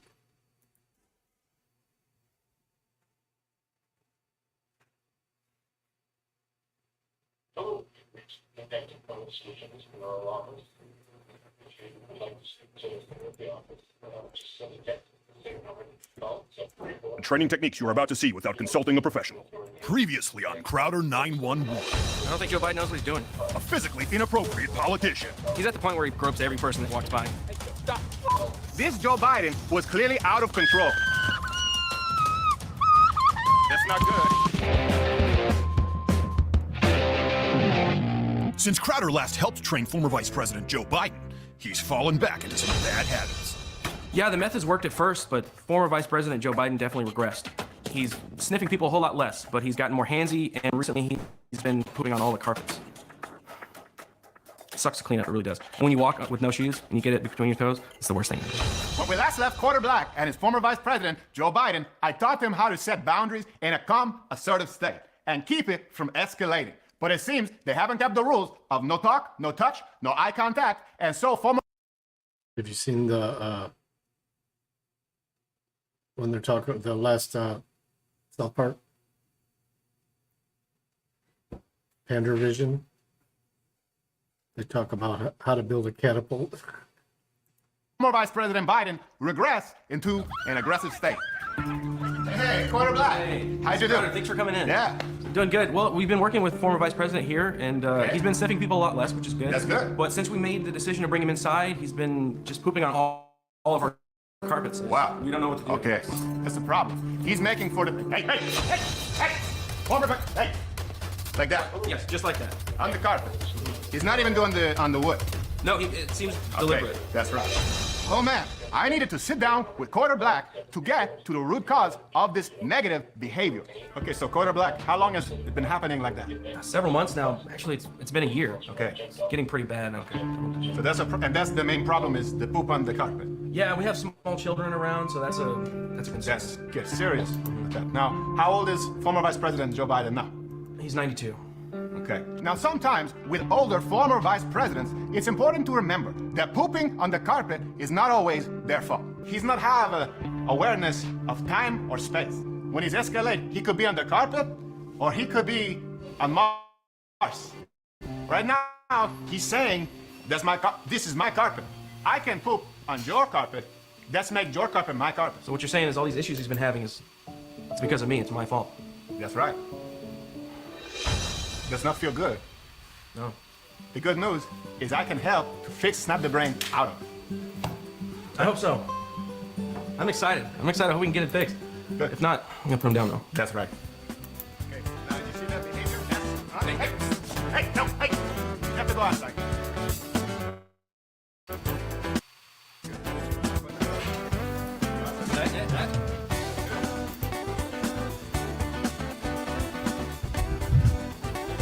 Joe, hey, Joe, you did a good job out there. Come on. Here you go. Oh, hey. Yeah, that's right. Now, after some training, I felt like Quarter Black was going to be able to get calm, assertive control over the pooping on the carpet. But that's when I saw a whole bigger problem of fish in the bucket to cook. Coming up on Crowder 911. Guys, let's go to the shower. Joe, with Garrett's daughter, she's 9. Joe!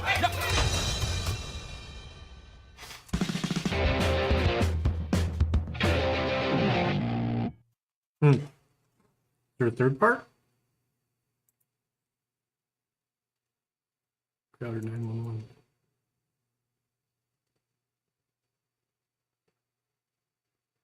Nope.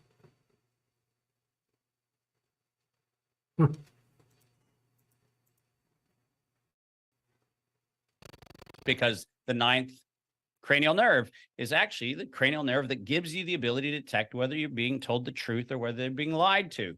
And that's because the vascularity around your neck changes. And the reason I point this out is because in every single instance, it's not just this accidental, oops, we didn't see that coming. It's an intentional part of a much larger plan. So we create this thing, which turns into a sensory deprivation around smell. You heard about it all the time. The media couldn't understand why the sense of smell was going. Why was the sense of smell going? And lo and behold, a year and a half later, we have in California parents being removed from their children and vice versa. And we don't see that these things are absolutely directly related to each other. And so this is an ongoing program that's been around thousands of years.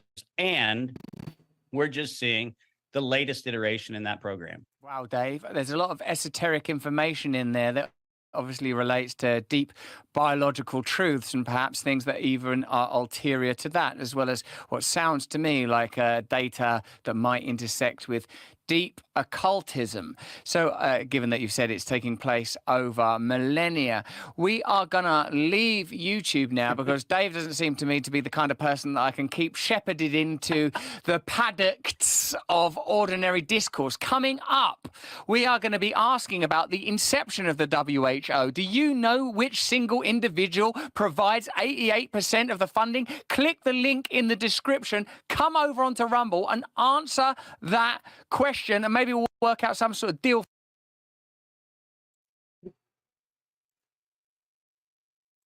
You can't take pictures of my product. You'll have to leave. Oh, I won't take any pictures. You'll have to leave. Don't put it in front of the camera. Didn't I say you can't take pictures of it? But I love your product. I'm calling the cops. Okay, get out. Get out. Let's go. Get yourself. Get out. Go. Hey, you cannot record me.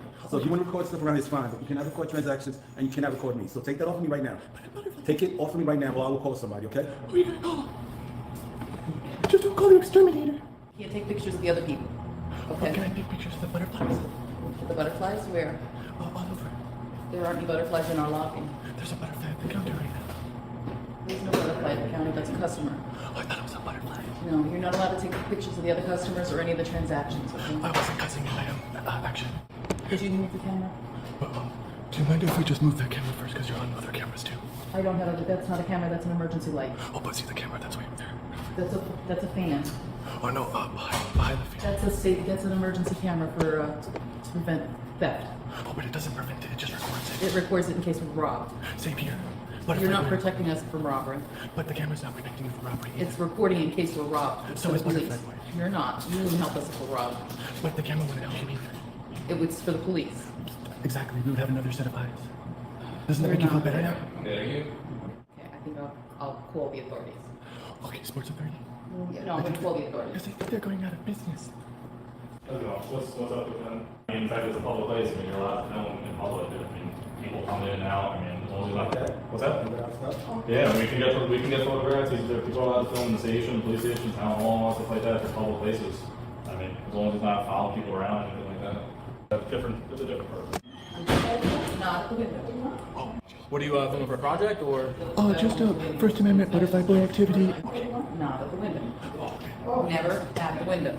I mean, he's filming in a public area, the window's there, and he's not going beyond anything. It's against federal regulations for them to film transactions happening at the window. It's not a public place, it's a federal building. It's the post office, it's not a public location, it's the post office. He's not allowed to film the customers and transactions happening at the window. How did a butterfly get in here? Can I grab your? And he's telling me that he's a butterfly and he's here to film the butterfly. No, like, were you gonna be like elsewhere, filming anywhere besides the post office, or, you know? I'm not sure where I'm gonna flip around. Okay, I just wanna make sure if I need to give someone a heads up, like, hey, someone's filming and it's legal, you know? No, we got that. Butterfly? Not in this way. You don't film this way, the other way. Emergency camera. From here, watching that way, okay? So put it That right, way. put it right here? Yes. Okay, perfect.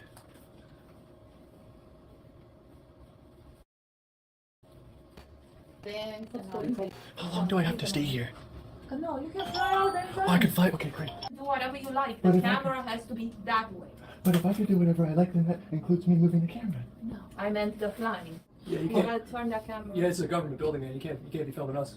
But I'm covering up sensitive You information. want with to my film wings. yourself? You go out there and do it. Oh, but I'm getting What do you my, need? I'm getting my wings. No, I'm saying, do you need anything from here? Oh, yes. Or out in the hallway. Yeah. How you doing? Good. That's what I'm saying, in the hallway. Yeah, in the lobby. Yeah, you gotta stay in the lobby if you're gonna film yourself. Oh, but I love this angle here. All right.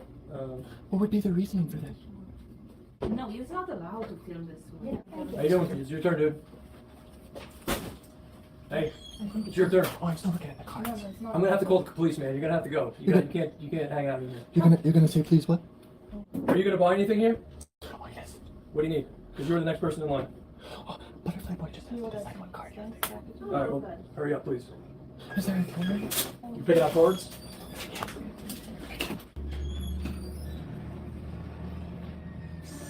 Are you trying to film us? Oh no, I'm trying to cover you with my wings, so you're not on camera. I'm sorry, man. You got to turn your camera off. You're not allowed to film here. It's a federal building. Is there a statute? Yes. Is it a misdemeanor? There's no videoing in here. Oh, is it a misdemeanor? I have no idea. So you're not too sure? You could be wrong? Is that the case? Like I told you several times, you can't be filming in here, but the police have been called, so But remember how you weren't too sure, so it's possible that you're incorrect? the police have been called, so they're gonna. So if you are incorrect, I can keep filming? No. Yeah, no, I understand. You're so virtuous, man. My button's. Do that? Yeah, they're all in the back. Oh. Chris. This has to be sealed. Pleased to meet you. What's going on? Are you just filming normal stuff in the post office, or? Something. It has to be a QR code, not that what you're showing. Not that. This you print yourself Okay. and you come. You're not allowed to film in here at the post office. How much longer are you gonna be? We only print if you have like a QR code. You know what those are, Okay. right? What do you mean, like you're like an actual butterfly, like an insect, or? You print it Okay, at all right, I home, got you. put it on top, you You gotta seal from my perspective, like, that's a little bit of a weird thing for me to hear. You're okay though? You don't want to hurt yourself or anybody else, something like that, right? They print. They're print. I got you. Yeah, you do you, man. Sir, how is this not covered at all? How is this covered at all? What's covered? We explained everything to the postmaster. All right, sorry. You just cannot feel off. That's just not the way. You prefer that, but that's not the way that the law is written. Okay. No. I guess you. I mean, Well, he should have to pull out because it is forbidden to take pictures. I got you. Well, if you talk to him, I'll explain to the postmaster. You have to pull that out. I got you. If you need something else, some changes, let us know. Right? Okay. What do you do? Yeah. Yeah, you want one stand? No, I'm not. So I'm not allowed to film stuff? I don't believe you are. Are you outside the post office? I'm there. Right outside the post office? I'm by the post office. Are you in front of the post office? Oh, God. Forget it. I'm canceling. What you doing? Who are you? Butterfly boy. Hmm? Butterfly boy. You're a butterfly boy? Yes. What you doing with a camera? Oh, just flopping around. Hmm? Just flopping around. You can't film in here. Oh, Becky, I'm keeping it chill. This is federal. You can't take pictures. I'm a federal butterfly. You can't take pictures. Oh, I won't take pictures. I won't take one single picture. You have to leave. You can't take pictures and you have to leave. I won't take any pictures. You'll have to leave. I'll just take video. You'll have to leave. You can't take pictures of my product. You'll have to leave. Oh, I won't take any pictures. You'll have to leave. Don't put it in front of the camera. You will have to leave. Take your camera and leave. Can I put it behind? Take your camera and leave. Take your camera and leave. But butterfly boy. I'm gonna call the cops. But butterfly I'm gonna boy. call the cops. But butterfly boy. Do you hear me? But butterfly boy. Put my product down. Keeping it chill. How did you make that? Put my product makes down sense. and leave. I'm just asking you about your product. Don't know. Put my product I don't think I would ever say this, but Butterfly Boy makes me smile. down and leave. How did you make your product? How did you Put do my that? product down I'm admiring your product. and leave. No, you're not buying nothing. Leave. Leave. Okay, fine. You don't have Leave. Leave. Leave. Put it down and get off. Then Butterfly Boy left. Psych! Did I say don't take no pictures? Put my product down and leave the premises. But Butterfly Boy likes your product. Leave the premises. How did you make your product? Leave the premises. Okay. Put my product down and leave the premises. Take the camera and leave. I love your product. That's You chill. hear me? You want me to call the cops on you? No. Then leave. Don't do that. This is your product too. Do you hear me? Leave my post office now. Stop messing with my stuff and leave. Okay, then. Just one more quick thing. I really love your product. Didn't I say you can't take pictures of it? But I love your product. I'm calling the cops. No. Police is on their way. You said please what? I called the police. I told you to leave. You don't want to leave? How did you I don't know what you're doing. How did you make your You product? cannot film my product. But I'm asking you about your product and you're not, you don't seem like a proud artist. Didn't I tell you to leave? Okay, Didn't I tell you to leave? but I want to buy your product. Leave. You're not listening to me. How much is your product? You're not listening to me. Take your camera and go. But I want to purchase your product. I don't want you in here disrupting my post office. Can you leave my post office? But I want to buy your product. Leave my post office.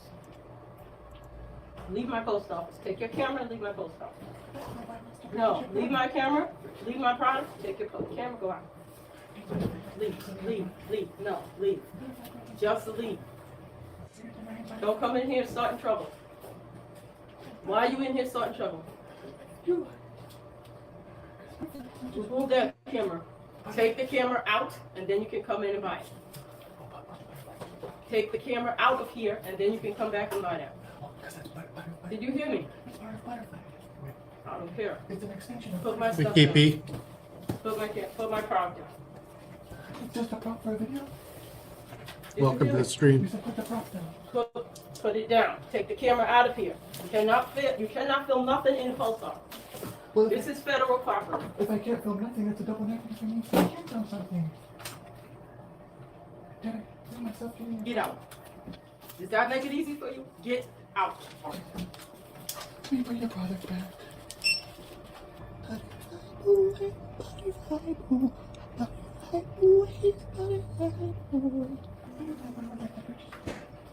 Get away from me. Get away from me. Take the camera out and then you can buy what you need. Take the camera out. You can become a member anytime you want. Here's a piece of paper. You're not, you know you're not in no timeout. You have to turn it on though. You have to activate the ability to do it. Apparently you haven't done that yet. Oh, did it not? Sounds like it's going to be the same party He said he was cooperative to an extent. He believes it's okay to film.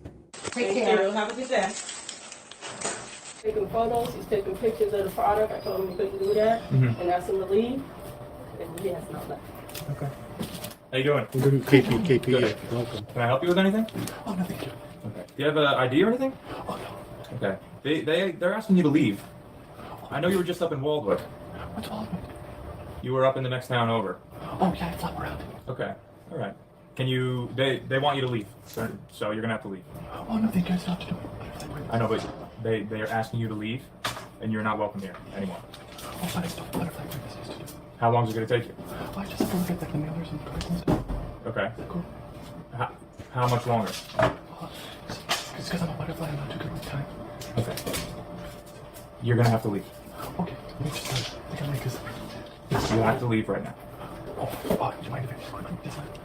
Hurry up. Okay. I'm an independent journalist and I'm gathering content for a story I'm working on. Okay, that's good. And I also have to purchase some stamps and some cards and stuff. Okay. They're asking you to leave, so they're not going to let you purchase stamps or anything else here. We don't have a problem with it, but they're asking you to leave, so you gotta leave. We're gonna wait right over here, okay? Let me turn off my body camera for a second. He's not doing anything wrong. All he does is want to get a rise out of us, so we're going to leave. I'm going to talk to him. There are postal rules and regulations. Yeah. They do say if they don't want somebody here, Yeah. he has no right. They don't want him. Well, I'm not allowed to call you guys. I'm just like super uncomfortable. You guys are asking him to leave, right? Yeah. I think my body camera's on, but I'm going to turn it off. I think he's a First Amendment guy. He wants us to violate his rights and remove him from the public area so he can post it online.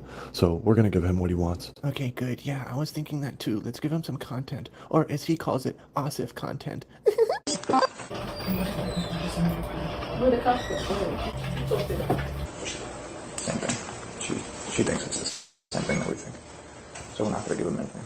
He's going to leave soon. So. Yeah, but they're not being very helpful. They want you to leave, that's why. I'm not sure already. Yeah, but they want you to leave. There are postal rules and regulations where if they want you to leave, then you have to. You don't seem very chill right now. Oh my God. Because you're shaking and I might get you an ambulance. Okay, you're shaking and you seem very nervous. That's why. So either you go on your own or we're gonna get an ambulance. Butterfly boy, that's fine. You have to leave because you're not welcome here. Okay? I don't know. They're asking you to leave, so you have to leave right now. So I can just buy this and I was gonna write something here. Yep, that's what you do with cards. All right, ready to go? Oh, I just have to do writing it. All right, well, do what you have to do. Okay. He's gonna buy this stuff and then he's gonna leave. Okay.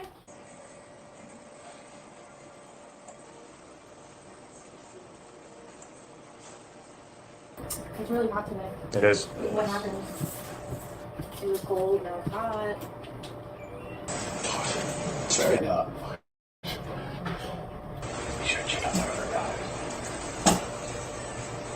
Friday.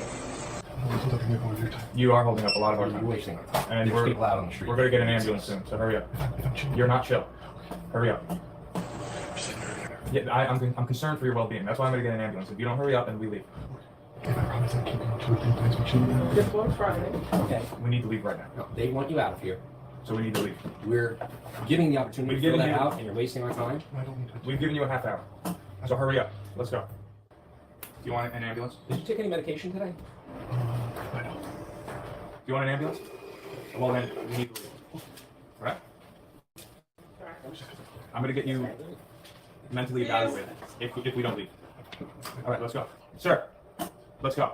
Okay. Do you want to mail it out? Right now. Oh, I think so. Yeah. You're okay? I just want to No, you're done. We're gonna mail it out and we're gonna leave. Okay. We give you a half hour. All right, let's go. You done? Or else I'm gonna call for an ambulance because I don't think you're okay. All right, well then let's go. Read it? No, we have to leave. You're disrupting the customers. Okay? You have to leave. Pay for it, or we're gonna get you out of here. Okay. All right, so let's go. You can show it to the camera. Okay. Butterfly. I think I can do as good as. No. We have to leave. Do you want to go to the hospital? We're going to the hospital. We have to leave. We have to leave. They want you to leave. Do you want him to leave? I would like for you. Okay, get out. Get out. Let's go. Get your Let's go. stuff. Get out. Do you want to just fill that out, or are you gonna, like, how quick are you gonna be with this?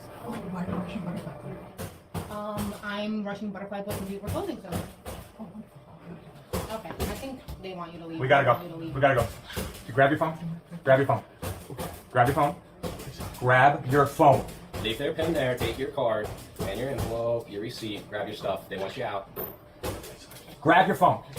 Grab your phone now. Grab your phone. Grab your phone. Let's go. Come on. Don't be nervous. We're going outside. Take your stuff, get out. They don't want you in here. You're not going. We're letting you leave, but you have to leave. No, they want you to leave. She is the manager, and she's asking you to leave. Now leave. Let's go. What would help you not be nervous? If you guys just walked out a couple minutes later, I could get the card. They want you to leave. She's not comfortable. She is not you. comfortable in here. So we're telling you to get out. She doesn't want you in here. So get out. Grab your stuff. Go. Do you want me to grab your phone for you? We need to leave now. Go. Go. I'm gonna grab it for you. No. Let's go. Walk. I'll get it. Go.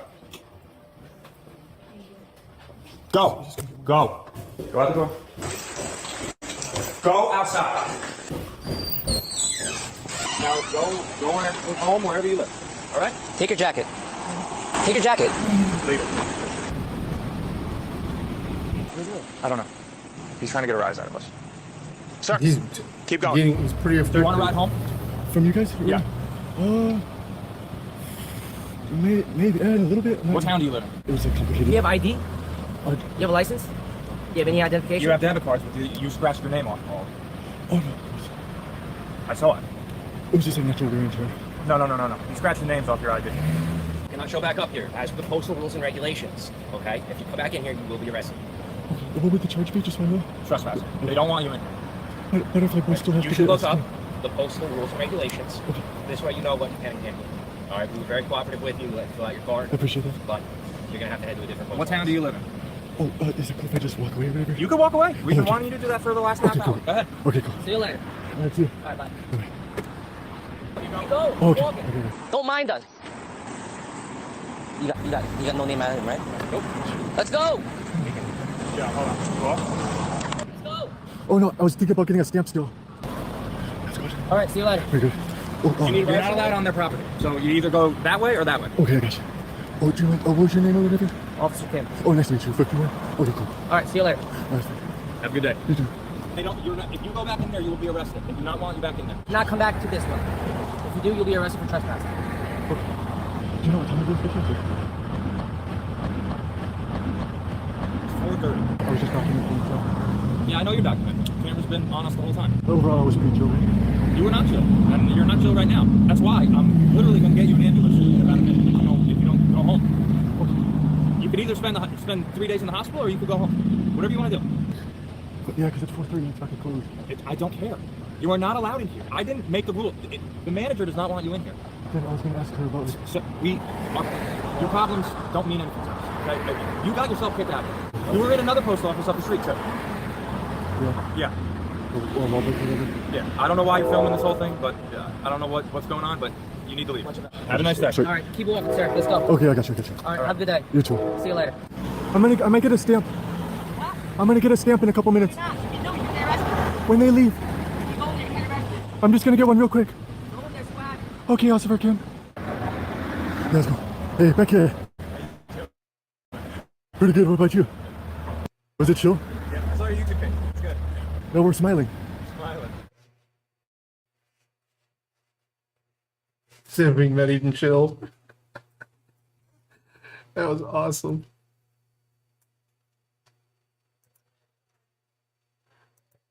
I must ask you to put the video camera away. Hi, I'm Bob, and I'm with the government. Yeah, we got cameras everywhere surveilling your every move, but I gotta ask you to put your camera away. And that's an order, partner. I must ask you to put the video camera away. This is a public. Yes, I understand that, sir. Okay? Apparently you don't. But And what if you're, does the sign say right here, sir? but you just told me you have, Right here, no you. video or photography, please, to protect patient privacy. No, Officer Young, I'll help you educate them. I have a legal right to be here. First Amendment. You are disturbing them. No, I'm not. You are. You're making them uncomfortable. Oh, see, here we go with their feelings. Are you a feelings police? Or are you a law enforcement?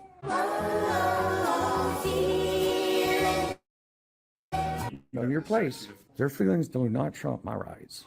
So you need to know that. You may not record here. Yes, I am. No, you I may will. not.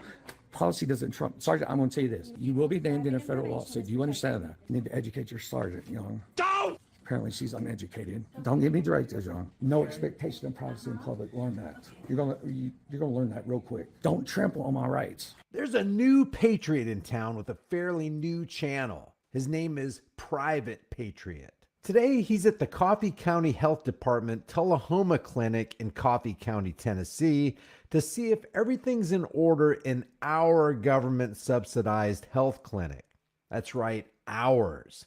They get government money, so taxpayers are basically shareholders, and all publicly accessible areas and public employees are subject to our scrutiny. That's why Private Patriot is there. Now, later in the video, we're going to hear claims that you can't record in these areas because it violates HIPAA law. People here are protected by HIPAA.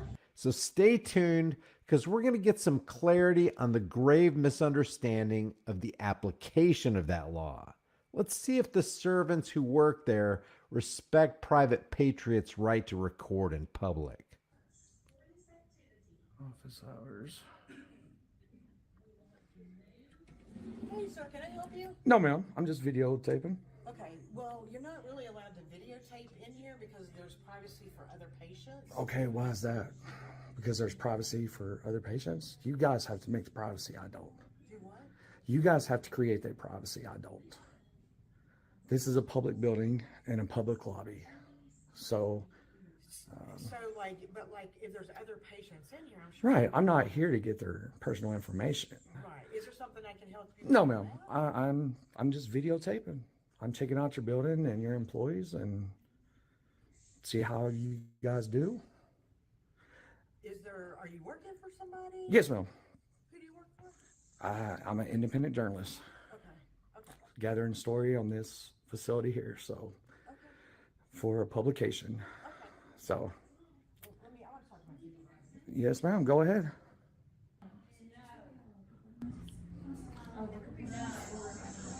How are you? Another Karen, I see.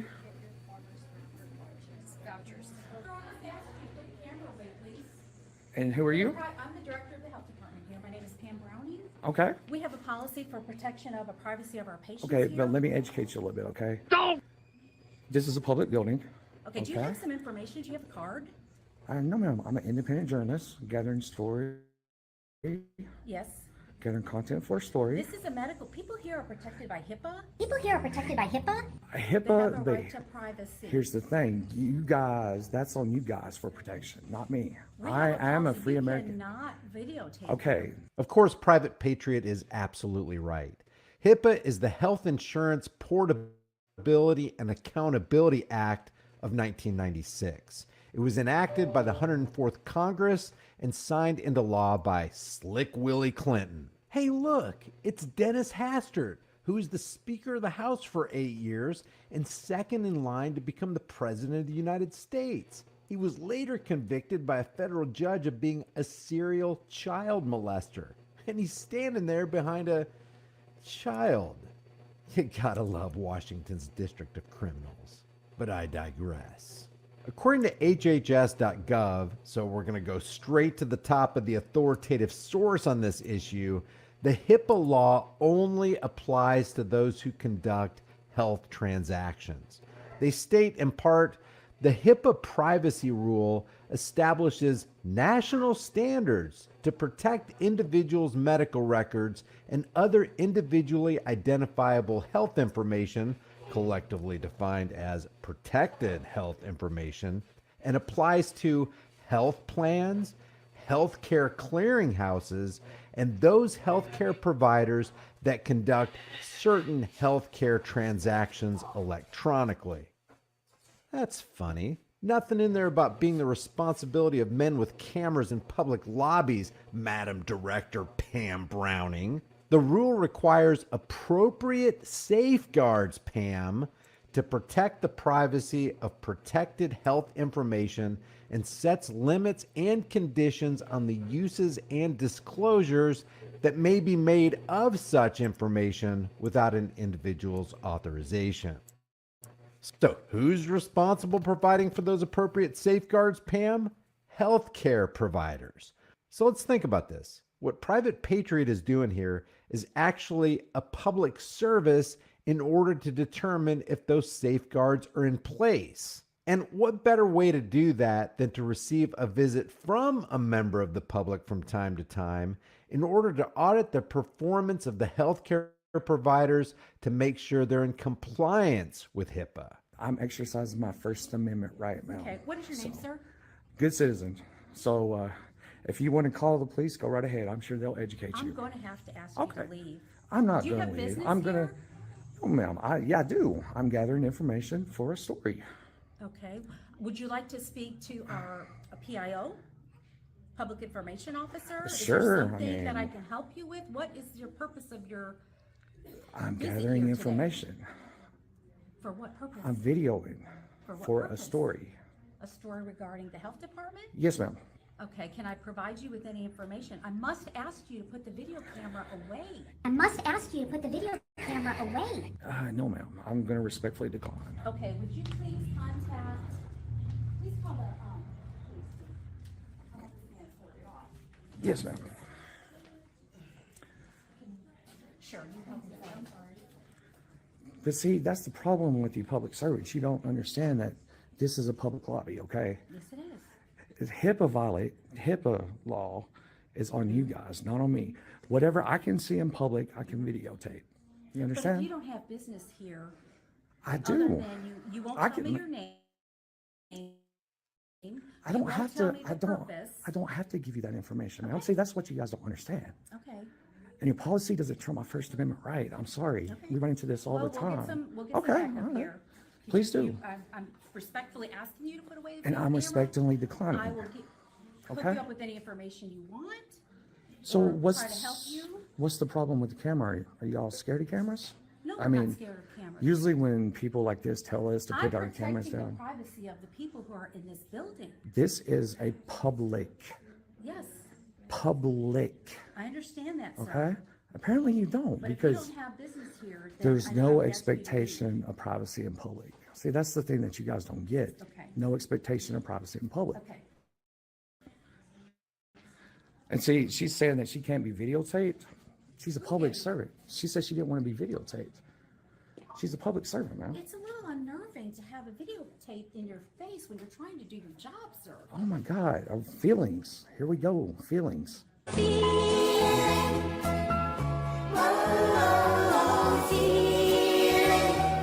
This is my First Amendment right. Okay.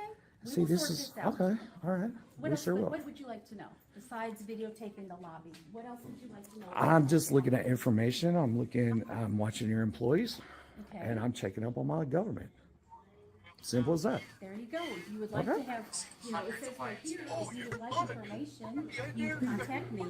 We have the comptroller's office if you would like to contact someone in Nashville. Right, but- About what you're seeing. So you guys violate people's rights? So people, Violating anything. that is, you're violent. See, that's what you don't understand. People are allowed to film. And if you're, but you just told me you have, you,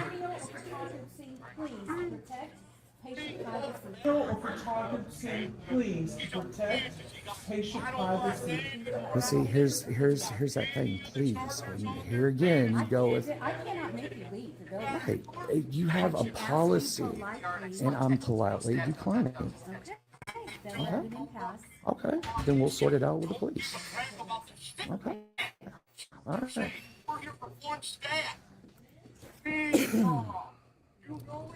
See, guys, this is what we run into all the time. So we'll deal with the popos, the little piggies, like always.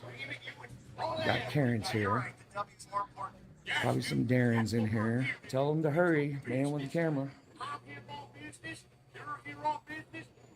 Hope they come with sirens.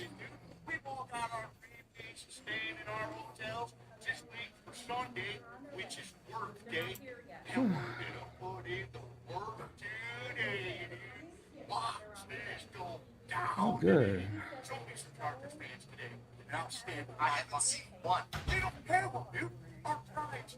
You No, we walk together as lions through this jungle here, dude. I didn't say that, ma'am. I said that you have to provide that. So if you're gonna lie, let's do it right.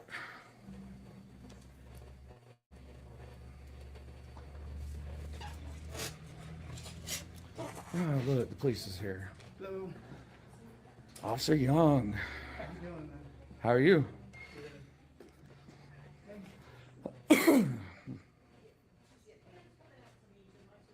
Okay. Good deal. Hope you educate them, officer. Hello. How are you, man?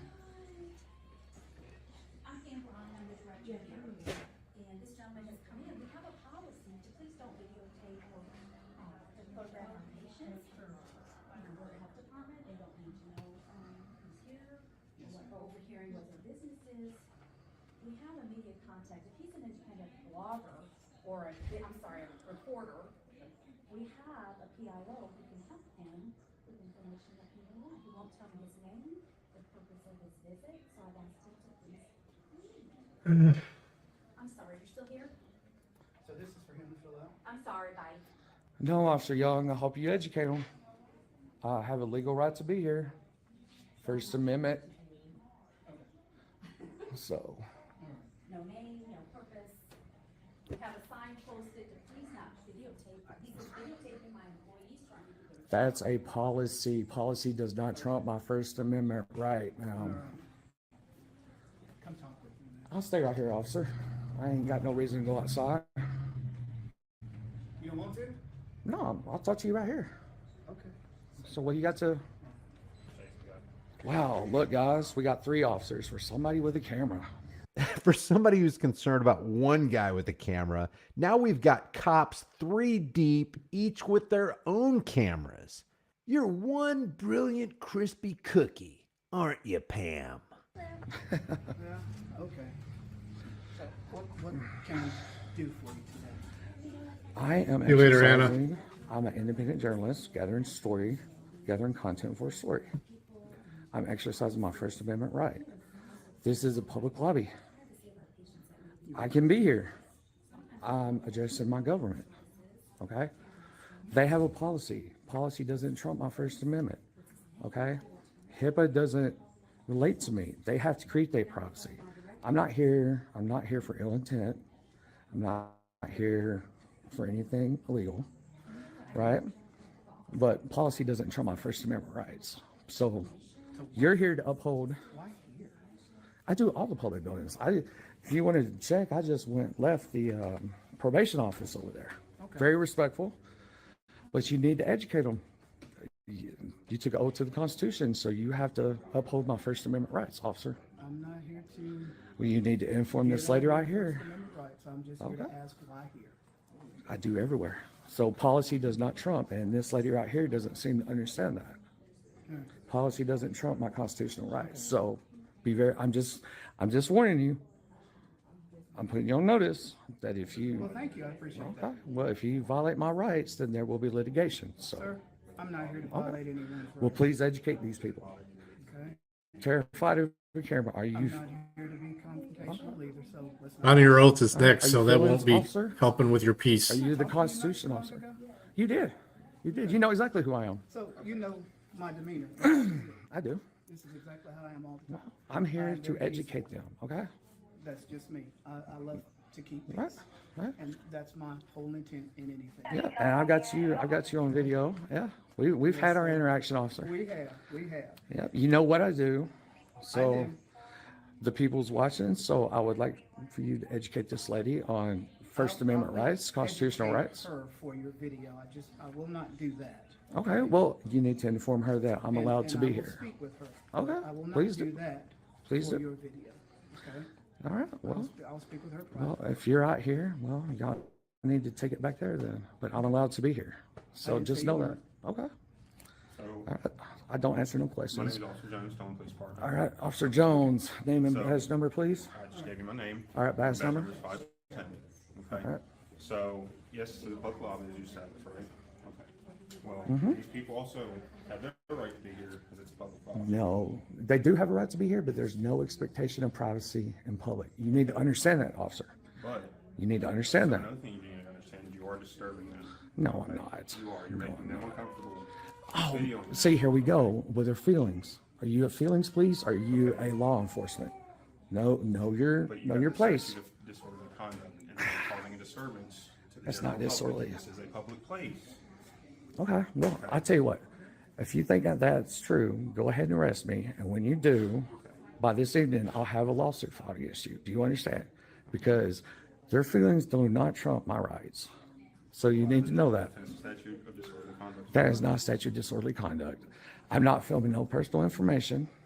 I'm here to videotape the people here, the public servants. Hello. My name's Sergeant Brooke Arthur. Okay, so this is the health department. People's private information is protected. They have it posted that there's no video or photography. Now, let me explain this to Let you. me finish till I No, let me explain this to you. I am a free citizen. Understand that. Listen. Their policy does not trump my First Amendment rights. Do you understand have that? rights to people's private health. I'm not here information for their and private stuff. information. If you want to be in the They have to facility, create you that. can have a seat. They have to create You that. can have a seat. You may not record here. Yes, I am. No, you I may will. not. Policy doesn't trump. Sergeant, I'm going to tell you this. You may not. If you do something that this is a public area, I'm just going to tell This is a public you, area. you will be filed in the federal These people's lawsuit. information. You will be named in a federal lawsuit. Do you understand that? They have to create that privacy. I don't. Okay.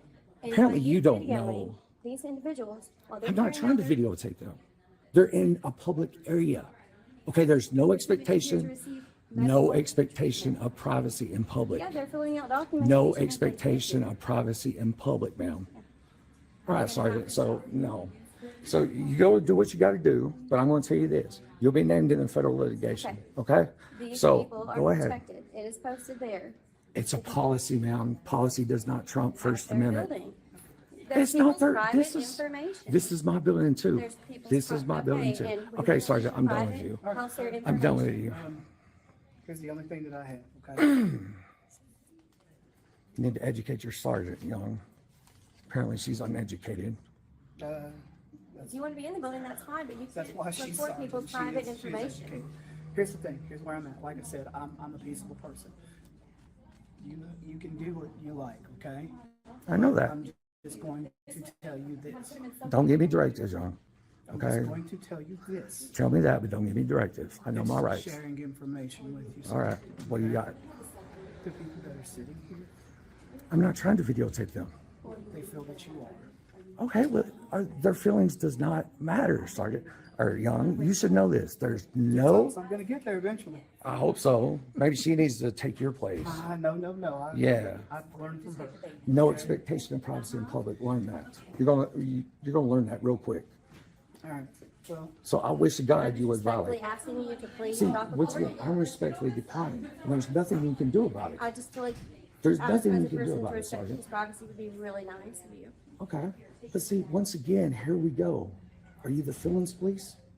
Are you the feelings police? No, but you're Are a you law person, enforcement? not a person, and I can still talk to you as a person. Okay, but you're not going to step on my rights. That's when I get upset. Okay, do you understand that? And Do you understand I haven't that? taken your camera. I haven't forced you to leave. You can't do that. I wish to God you would. I'm not. I'm talking to you. I wish to God you would, because that would be a major lawsuit. Please, I've got a lawyer on standby. So please go ahead and do what you're going to do, but you need to be educated. Okay? There's What no I'm expectation of I privacy. think that I haven't given you an order to leave. I haven't taken You can't. anything from you, and I haven't. But I've just asked you to respect people's privacy. Okay, it's not like I'm up there on the computers getting their information. No, but people Them, fill surveys when they this come in is for a medical public services. lobby. Public Is there lobby. anything that we can help you Okay, with? I'd come to your police station. I can film there too. Absolutely. Okay, so don't sit here and try to tell me that you're going to do something. I wish to God you would. I wish you would. I hate that you feel that way. Because see, this is people. That damn policy right there don't mean shit. Okay. Is there It anything else doesn't we can mean help you with nothing. today? No, thank Okay. you. Bye. I can lawfully be here too. Okay. once again, it is good to meet you. Officer Young, I'm sorry I've it's got under good these praises about you. Sorry it is under these circumstances, but I just have to let it sit here. This is my First Amendment right you're trampling on. What do you mean? Why am I angry about this? Your sergeant just did. Your sergeant's an idiot. Okay?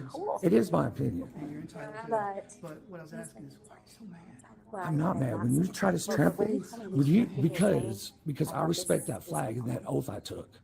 Okay? I served my country. You took an oath too, didn't you? To serve, to protect the constitutional rights, right? Okay.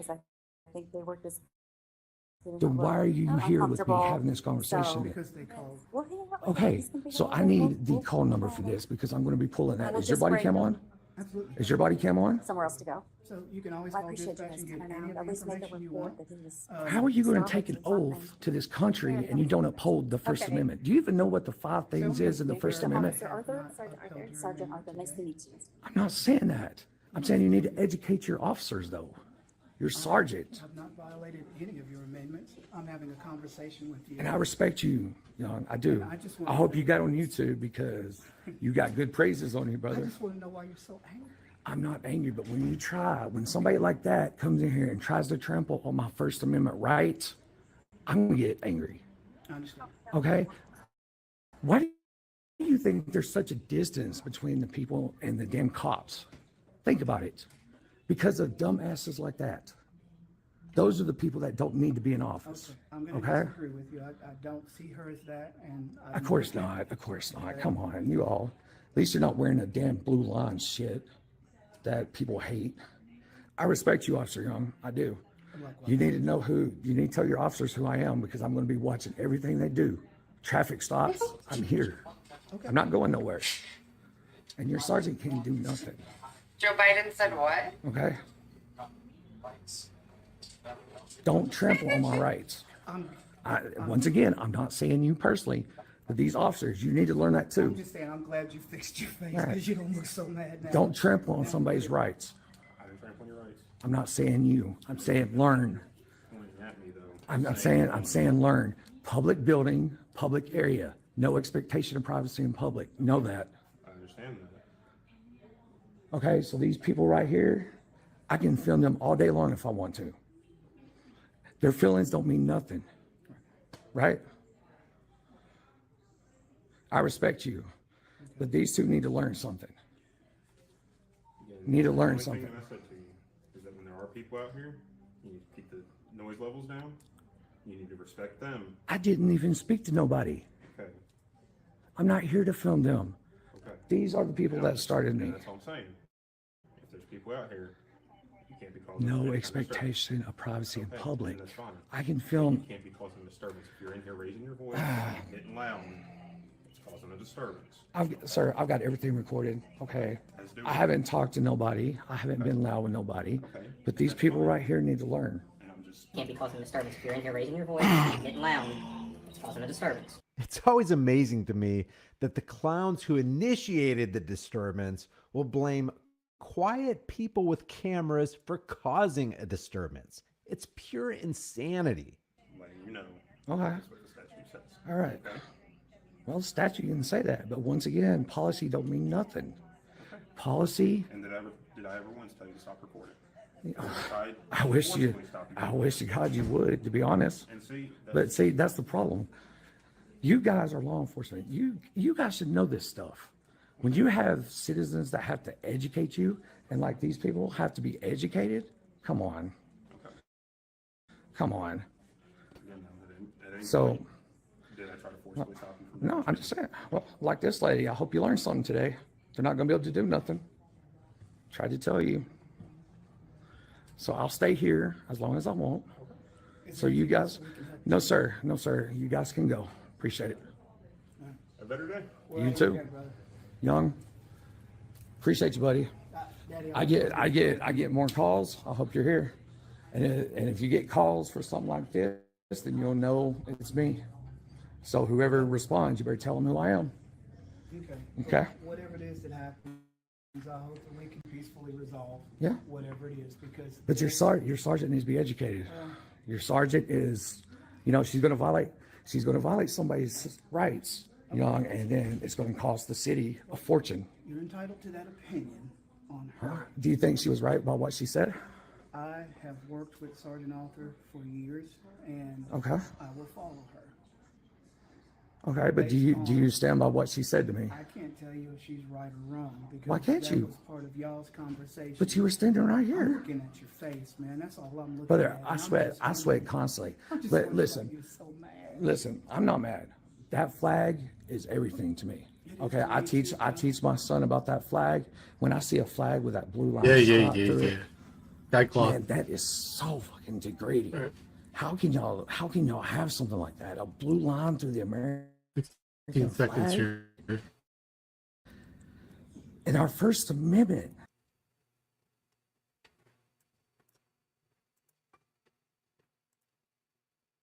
You got called. Oh, you got a call? Panhandling. Do you mind if I just log your ID with my dispatch real quick? So Tell them who we talked to. This is not the guy with the sign you're looking for. Yeah. He is free to go. But I didn't have to do that with you guys. Yeah, we're not. We're just talking. We're just talking.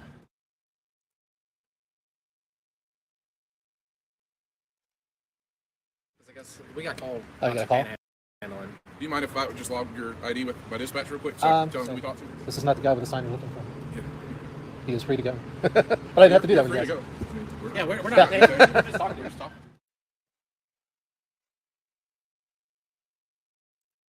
Through here, and then I can. How do you want to do it, boss? Because then I can record you trying to molest my test. No, I'm just going to talk.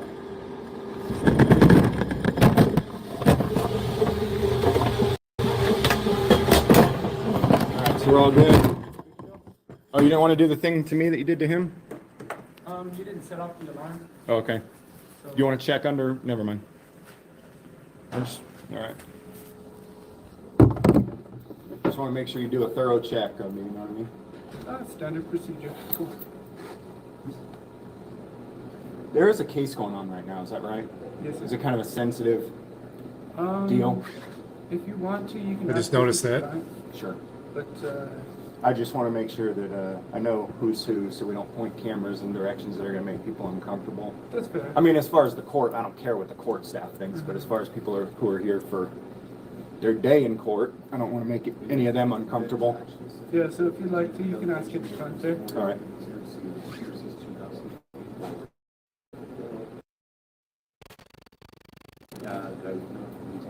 Putting my clothes back on. That was pretty hot, man.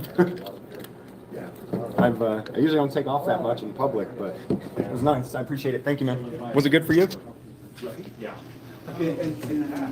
No? Yeah? Maybe? All right. Well, thank you, brother. That's like something for like 3 people, maybe 4. Right. I don't know. You going in here? Yes. All right. It looks like Susan left again. Either that or she never works. Was Susan here earlier? I'm not sure, honestly. Are you lying to me? No, I'm just genuinely not sure. Riley, how are you doing, man? I'm doing excellent. I'm doing excellent. I'm just doing my check-in to see if anything's been filed in my case. How are you? Good. How are you, Riley? Always good to see you.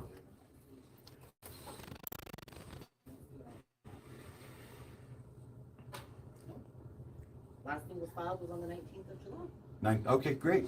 Great, Riley. Thank you. Nothing else, of course. Thank you. Thanks, Riley.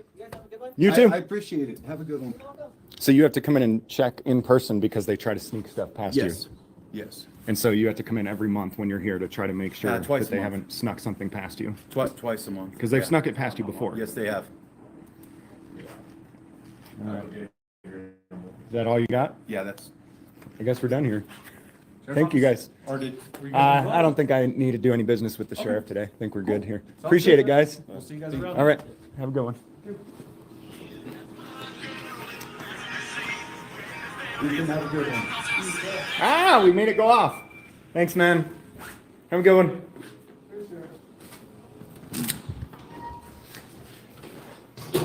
And as petty and silly as that seems to have to go in twice a month, that's literally what you have to do to make sure that they don't start taking more stuff away from you because they sneak stuff past them. Exactly.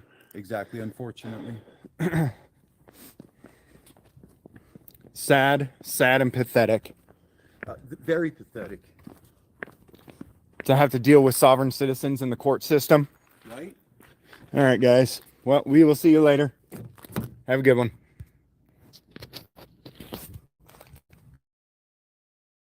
So they were thinking Later, James.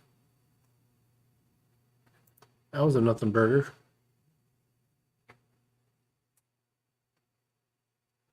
Couple other follow-up videos here. Check this one out here. I 100% am allowed to do that. I could walk you like a puppy. Come on. Come on. I'm sorry, I'm on the phone, sir. I can't have you videoing. Do you feel threatened by me? No, absolutely not. Then why would you feel the need to record? Okay, turn it off then. It's a true You statement. know the deal. You just can't go in restricted areas. I don't need to be told what to do after her actions here. You could probably just dismiss her, man. You don't tell us. No, I will tell you what to do. You work for me, and that's it. You work for me, I will tell you what to I do. just quit. No, you are. Yeah, you can now follow me around. I think you're dismissed. I think that's what she just told you. What's going on, everyone? This is Press NH Now over here today at the Department of Motor Vehicles in Queensbury, New York. Hey, Duke City. Warren County for our First Amendment audit. So did you guys see? Did you see the my channel at Press NH Now? I the appreciate reply? your support. I think he deleted Also, my check out my comment playlist to see some because I videos went you to might pull not it have up seen in the again. past. Hit that like button, let all your OVA, friends and what's family know up? about my activism in and around the New England area. Always check An the old description. comment. All links to be included. Donations are greatly Accepted. appreciated. Do help me continue my activism I'll show you guys. I'm in gonna and pause this around for the a New second. England areas. We're gonna get Just so if I look into my notifications here. Boom.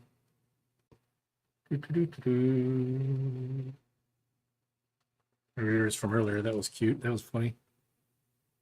But because I was pretty much off the grid over the weekend. Oh, here we go. Nope, no, that was you again. This was from yesterday. I did screenshot it though, just in case. Oh, here it is. This is from a video from forever ago. So you click on it and nothing. So yeah, he deleted my comment, or the video's gone. This video showed the first time he stole something. You know what? He comes back with the same old story. I've known these guys forever, although they were screaming at you to stop, wait, as you were scootering away.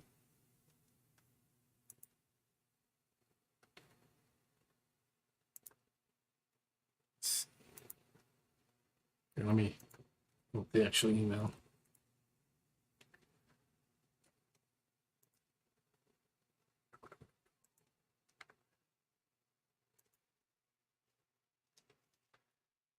I hope I didn't delete it. No, I didn't. Yeah.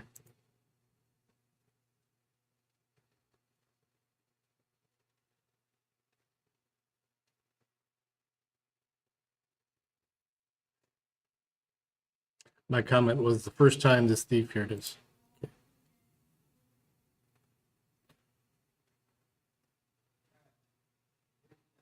First time the thief was caught lying and stealing. Stop with the bullshit. No one here is a thief. We all took fruit before, including yourself. Really? Really? And second, I am at the store all the time, and that's why I was never charged. The owner knows who I am. Yeah, that's why he chased you down the road.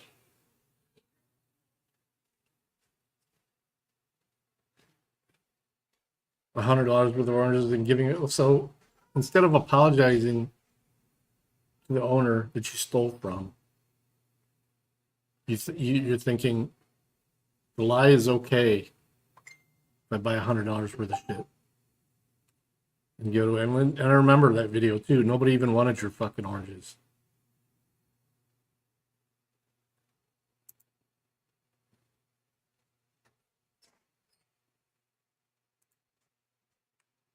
Yeah, nobody even wanted his fucking oranges.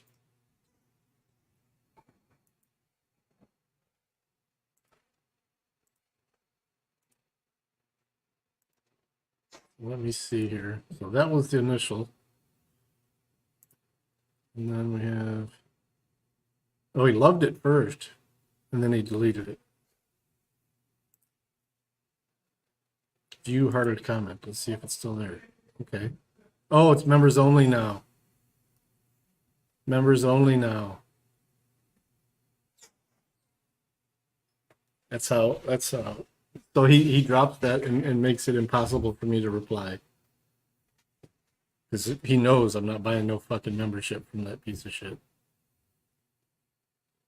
You can't even look at comments unless you're a member. Nice. Nice. Get right to it here, guys. Enjoy the video. All right, everybody. So we're gonna go inside of the Department of Motor Vehicles and take a tour. Possibly pull some public Means records gay. if necessary. Let's take a look around.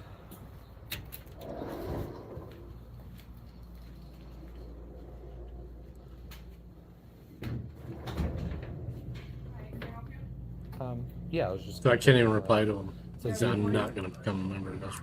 Do I have an appointment? Do I need an appointment to go? No, not I do? necessarily, but yes. It's appointment day. Okay. Tuesday, Wednesday, or walk-ins. Okay. Interesting. All right. Are there any other offices? What else do you want to see? Just the Yeah, building. what's going on, I got an idea.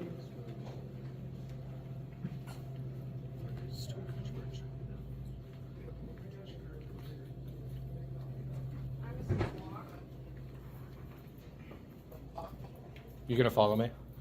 I'm walking, Oh, all right, good. doing what I do as a job. Is that stuff in your face with the banana? Yeah, I can eat, I'm human. I'm gonna go about my business. Okay. You wanna go? You wanna go about yours? No. You wanna follow me around?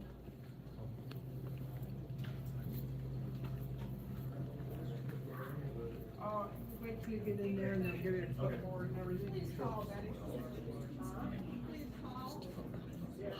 Can I help you, sir? No, I'm all set for now. Do you get a call? Call who?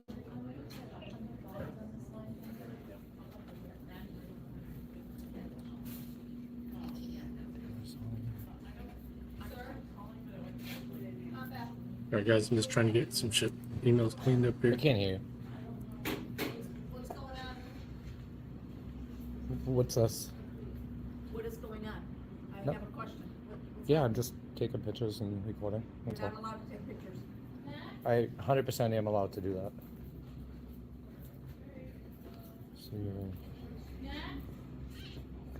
Wednesday. Cool. Hey, Jody. You want to hold my pocket while you follow me around? You want me to get my dog leash? I can walk you like a puppy. Come on. Come on. Come on, puppy. Come on. All right, stop. Good girl. Good girl. You speak? Do you speak? No. Question for you. You guys sent in 2 renewals. I'm sorry, I'm on the phone, sir. I can't have you videoing you while I'm on a private conversation. You might want to talk to her about I'm on a this. private conversation with a customer, though. I can't have private information. Then don't give it out. Unit 1 to 301.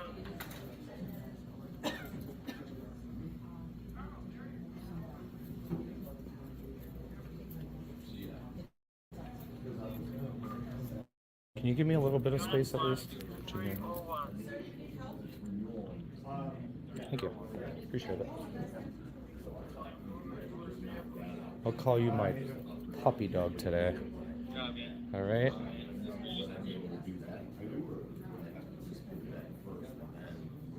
Yeah, I think I'll call you Flo. Yeah, that'll be your name today, Flo. Okay, Flo? Sit there like a good girl, okay? And don't bark or what is that, man? Excuse me. Get in here. I need to get in here, ma'am.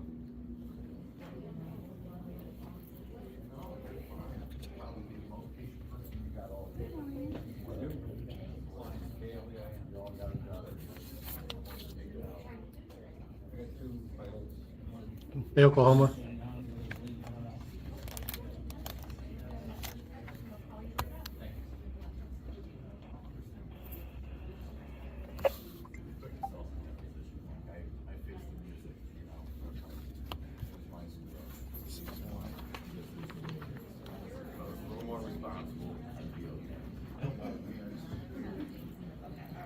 So it's appointment only.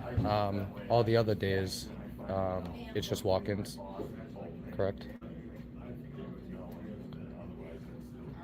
Interesting. Am I not allowed to be in here? It's a serious question. I just want to see where your mind's at. Do you see a problem with me being in here? Warren County Security.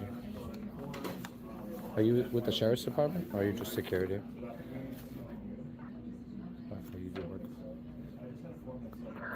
Christina.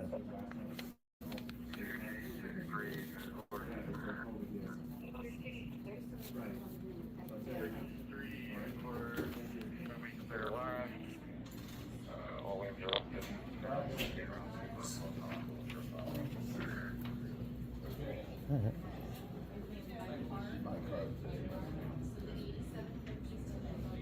You should probably just give me a little bit of space, seriously. Just a little bit of space. Have a little bit of respect. Hey, good morning. I have my little puppy with me today. She's gonna follow me around.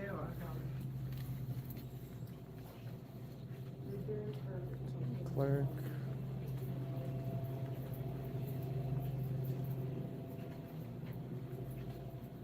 Passport applications.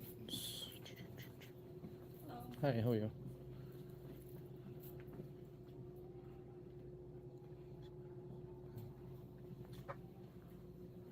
Pistol permits. Nice.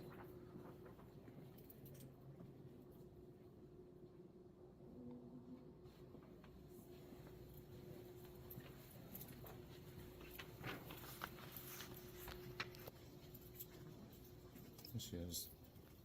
Yeah, let's do a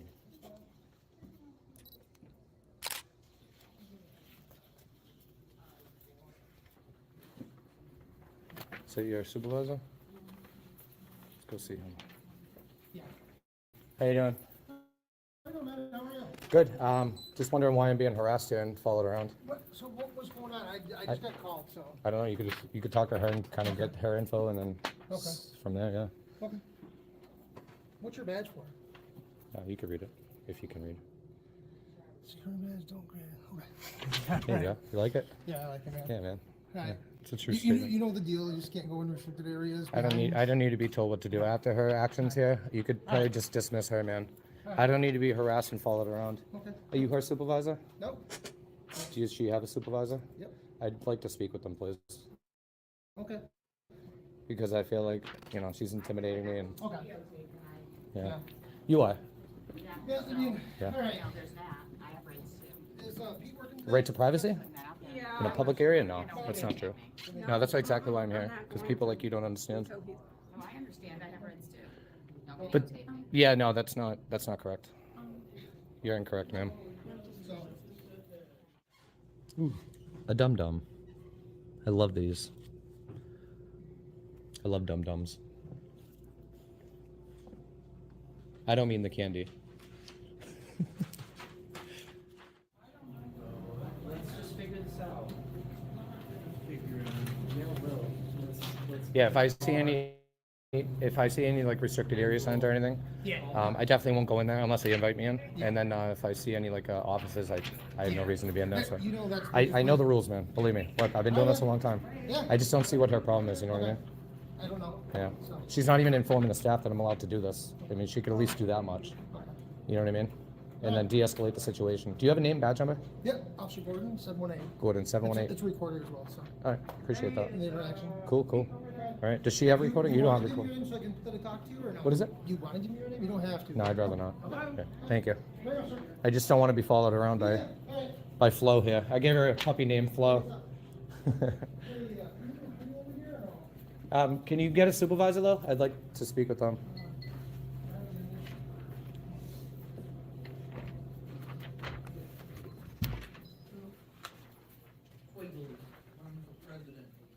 Hey, good morning. What is it exactly that you do in this office for like public services? Who are you asking? Who are you? I'm just a citizen. You're a citizen. Yeah. Are you recording? I am. And why would that be? Because I like to document my time here at the office. Okay, my name is Sandy, and I'm a principal account clerk. Nice. do tax collection, reconciling tax rolls, receipts that come into the office, just wait on Okay. customers. That's it. Yeah, I appreciate it. Thank you. Have a good day. Excuse me. No, you are. Yeah, you can now follow me around. I think you just missed. I think that's what she just told you. We can follow you around. Yeah, you can. It's called harassment. Yeah, It's not it is harassment. I feel harassed. Yeah, I haven't said a word to you. Harassed too. by a video Because you're camera. in their Yeah, video. but I'm illegally able to do I so. know you're So it's not legally, harassment. but you're Harassment's a bothering crime. them people. Harassment's a crime, and I'm not committing a crime. So stop using the word harassment. Right now, I'm Who being. used the word harassment Right now, first? I'm being harassed by her, and I think she Did should I go say about her anything day. to you? Yeah, Did you I did. say anything Yeah, to you you? did. What did I say? I You don't- have it on your recorder. I Look do. it up. I do. I don't need to look it up. I didn't say a word to trying to you. get- I have a right to walk where I want. Here, he wants to talk. Yeah, go talk to Pete. Yeah, I know. All right.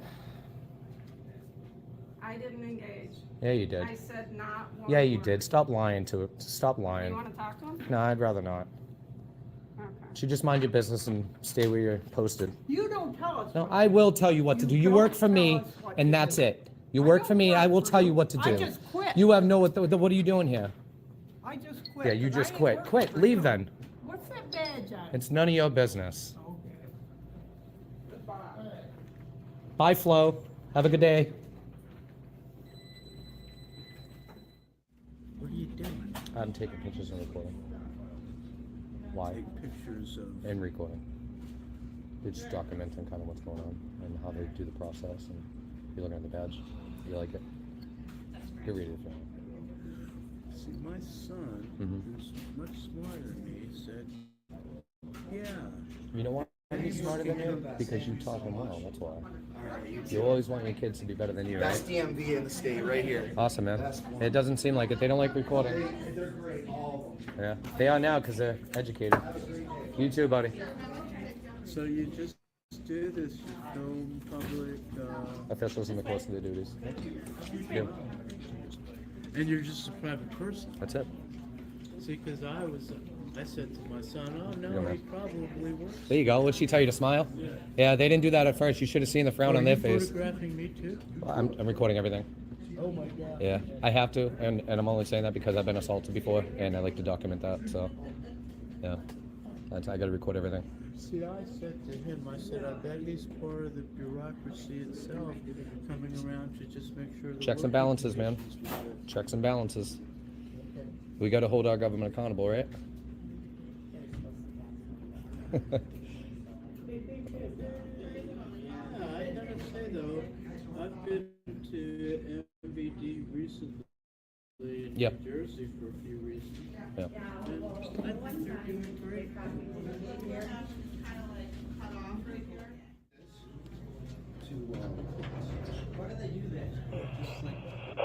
All right. Finally got my address verified.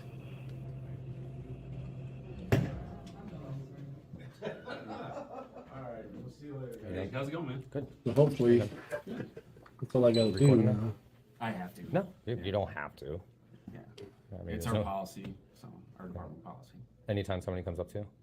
Yeah, generally. I mean, are you investigating something? No. There's no need to record them. I don't really care. Okay. I mean, I just don't see the point. It's just for my comfort. For your comfort? Yeah. Oh, you mean like officer safety? Yeah. You think I'm gonna hurt you or something? No. Do you feel threatened by me? No, absolutely not. Then why would you feel the need to record? Okay, turn it off then. Yeah. There's no need. I mean, I'm not here for any nefarious purposes, man. Okay. And there's cameras all over the place, so if anything Yeah. happened, I'm sure you get it. You know what I mean? Absolutely. If you have the right to record him, he certainly has the right to record you. It goes both I mean, he has policies and procedures. I go by the law. That goes both ways. Yeah, no, You not should really. be uncomfortable if you're trying to do this to everybody else. I have the right to do this to everybody Yes, else. and You he work has for the right to people. record you as well. Yeah, well, he shut it off, didn't he? I think he could speak for himself. I think he could speak for himself. Yes, he absolutely can. Yeah, I think he could speak But for I'm himself. trying to speak up as well. I think he could speak. I think he could speak for himself. I'm also a taxpayer. Okay. So I can too. But you're on the public dime right now, which means you work for me. Go ahead. Is there somewhere I can show you or No, help you no, out? I was just walking around. I mean, I'm just Okay. peacefully exercising my rights, man, as you Good. probably assume.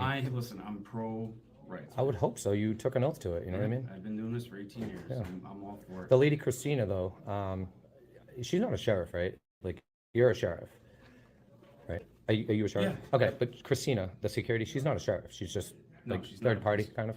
She's not a police officer. Okay, all right, yeah, no, I mean, she was just following me around. Which, I mean, I kind of felt a little harassed by that.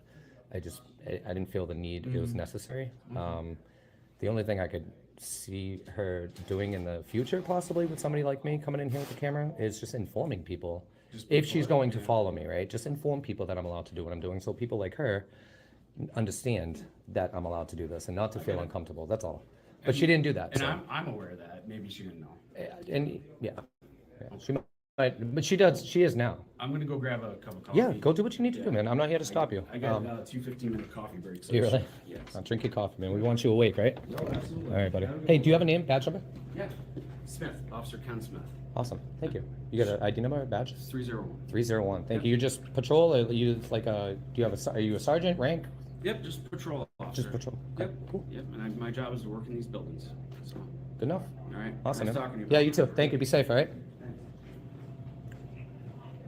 See, respect is earned, not given.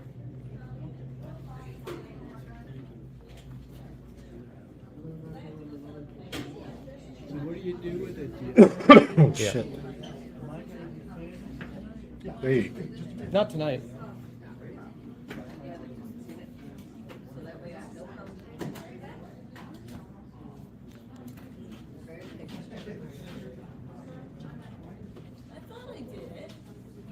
No cameras.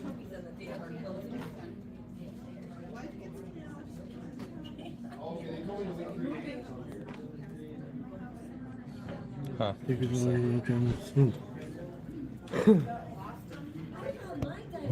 Hey, what's up? Hey, I got a question.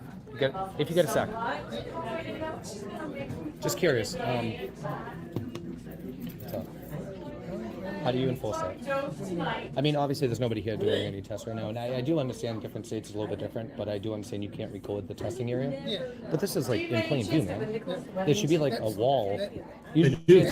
And like a back off. That's not a me question. No, I get it. Yeah, yeah. It's just a small concern because obviously this is a public area. I'm allowed to record, as we all know, or as most of us know. Yeah. Now more people know. In Which is my waiting. point. I think I got it across. Okay. But yeah, no, it's not blocked off. You know what I mean? Not that there's anybody here. I mean, is that like a policy? Is it a rule? Is it a law? Like, I mean, he might have been initially. yeah. I'm just curious. It's probably, and you know as well as I, it's really for the purpose of, Testing. testing I get it. and that. Hey, you don't want people to cheat it. You know what I mean? Like, dude, I totally understand. I agree with that. I don't disagree. I just didn't know if it was like a statute or. Yeah, they did. They had a week off a couple weeks but ago. they can't enforce that too much because I'm in a public area. You know what I mean? What I could see, I could record. So I'd be kind of violating it because it's an open area. You know what I mean? It might cause problems. That's all. You know, and I don't want problems. I really don't. Yeah. It's not my point, man. You know, it's like I know what you're. look, I'm being respectful to you. Oh, yeah. You know, you show respect. I get respect. Certain people around here, they don't understand. You know what I mean? And then they wonder what they tell me I can't do something, and they know it's not. You know, they may not be educated enough, which is fine. But that's where you come in, and then kind of. Yeah, lots of new people coming in tonight, so we'll be screaming from work tonight. She's actually leaving. But I'm probably gonna. I mean, cut they this can make like video a- short after this video. Unless there's something else someone else wants to watch. Yeah, and that's what I'm saying. Then they could somewhat enforce that a little bit easier. You know what I mean? Like, well, they wouldn't have to enforce it because it'll be blocked off. You can't get in, you know, or you can't see. That's all. I've seen other DMVs where they're about 8 feet high. Okay. And then blocked off with like. What count? Do you know what counties are those? I don't know. I can't, dude. I've been to a million places. Oh, man. I know. But... Yeah, I have no idea. Yeah. Okay. But, I mean, some DMVs or RMVs, whatever they want to call them, sometimes. There's a separate room. I'm sure. Yeah, sometimes like what they'll do. Yeah, exactly. There's a separate room for the testing. I've seen a lot in Pennsylvania where they literally shut down the whole office because of recording. Come on, man. You know, and she was spewing. You know, she was on the phone at one point and she was saying, you know, I'm up. Okay. Yeah, go ahead, man. Yeah. I have a question. Did they tell you that I'm allowed to be in here? Yes. Okay. Can I just ask why you thought that I wasn't? I'm serious. It's okay. What did you just assume, or do you, I'm just trying to We dig through never your. allow any recordings. It's ever. yeah. Like, for instance, Okay. here's a perfect example. Yeah. The child is taking the permit, Okay. passes the permit test. Okay. What's that have to do with me? The parent cannot, in this office, take their cell phone and take a picture of that child. What are you talking about? It's true. I can take pictures of whatever I see in here. I'm just telling you, that's our policy. Okay. So when you came in, I'm like, But there's a "You can't be law. recording," But I have a right you're to. good. I just want to make sure, right? But you guys are good now. I do have a right to be in here and record. Anybody does. That's what I've been told. Please enforce that next time, okay? That's Don't what tell. I've been told. Okay, I appreciate it. Thank you. Education in the works. Look at that.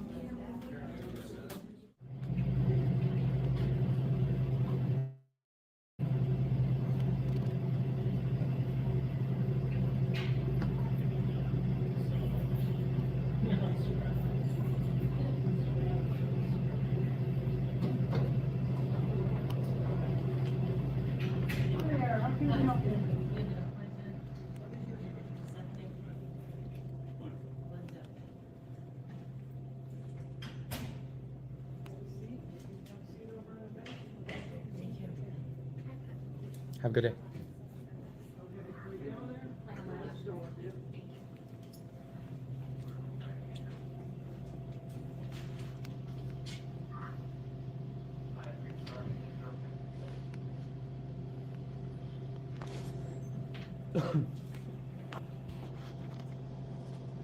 I got a funny short for this after this.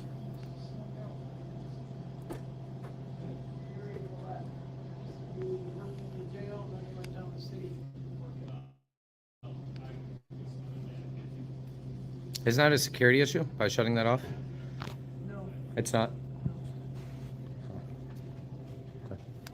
Well, you have a good day. All right. Here, have a good one. I don't know if I believe that. Come on the left-hand side.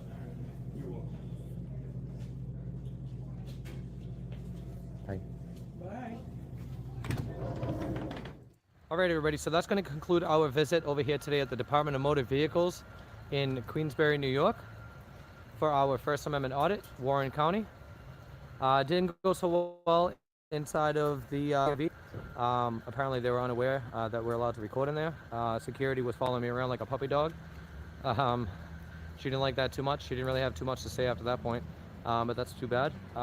Sheriff's Department obviously educated all the staff for the most part, and you know, help them understand that I'm legally able to do what I'm doing, and that there's nothing really much they can do about it. Very professional sheriffs, and I think that's going to be it over here today. I appreciate your support, so please make sure you like, share, and subscribe to my channel at Press NH Now. Also, check out my playlist to see some videos you might not have seen in the past. Hit that like button, let all your friends and family know about my activism in and around the New England areas. Always check the description. All links will be included. Donations are greatly appreciated. They do help me continue my activism in and around the New England states. We're going to get to it here, guys, and head out. I appreciate your support. Hit that like on your way out. Press NH Now. Peace.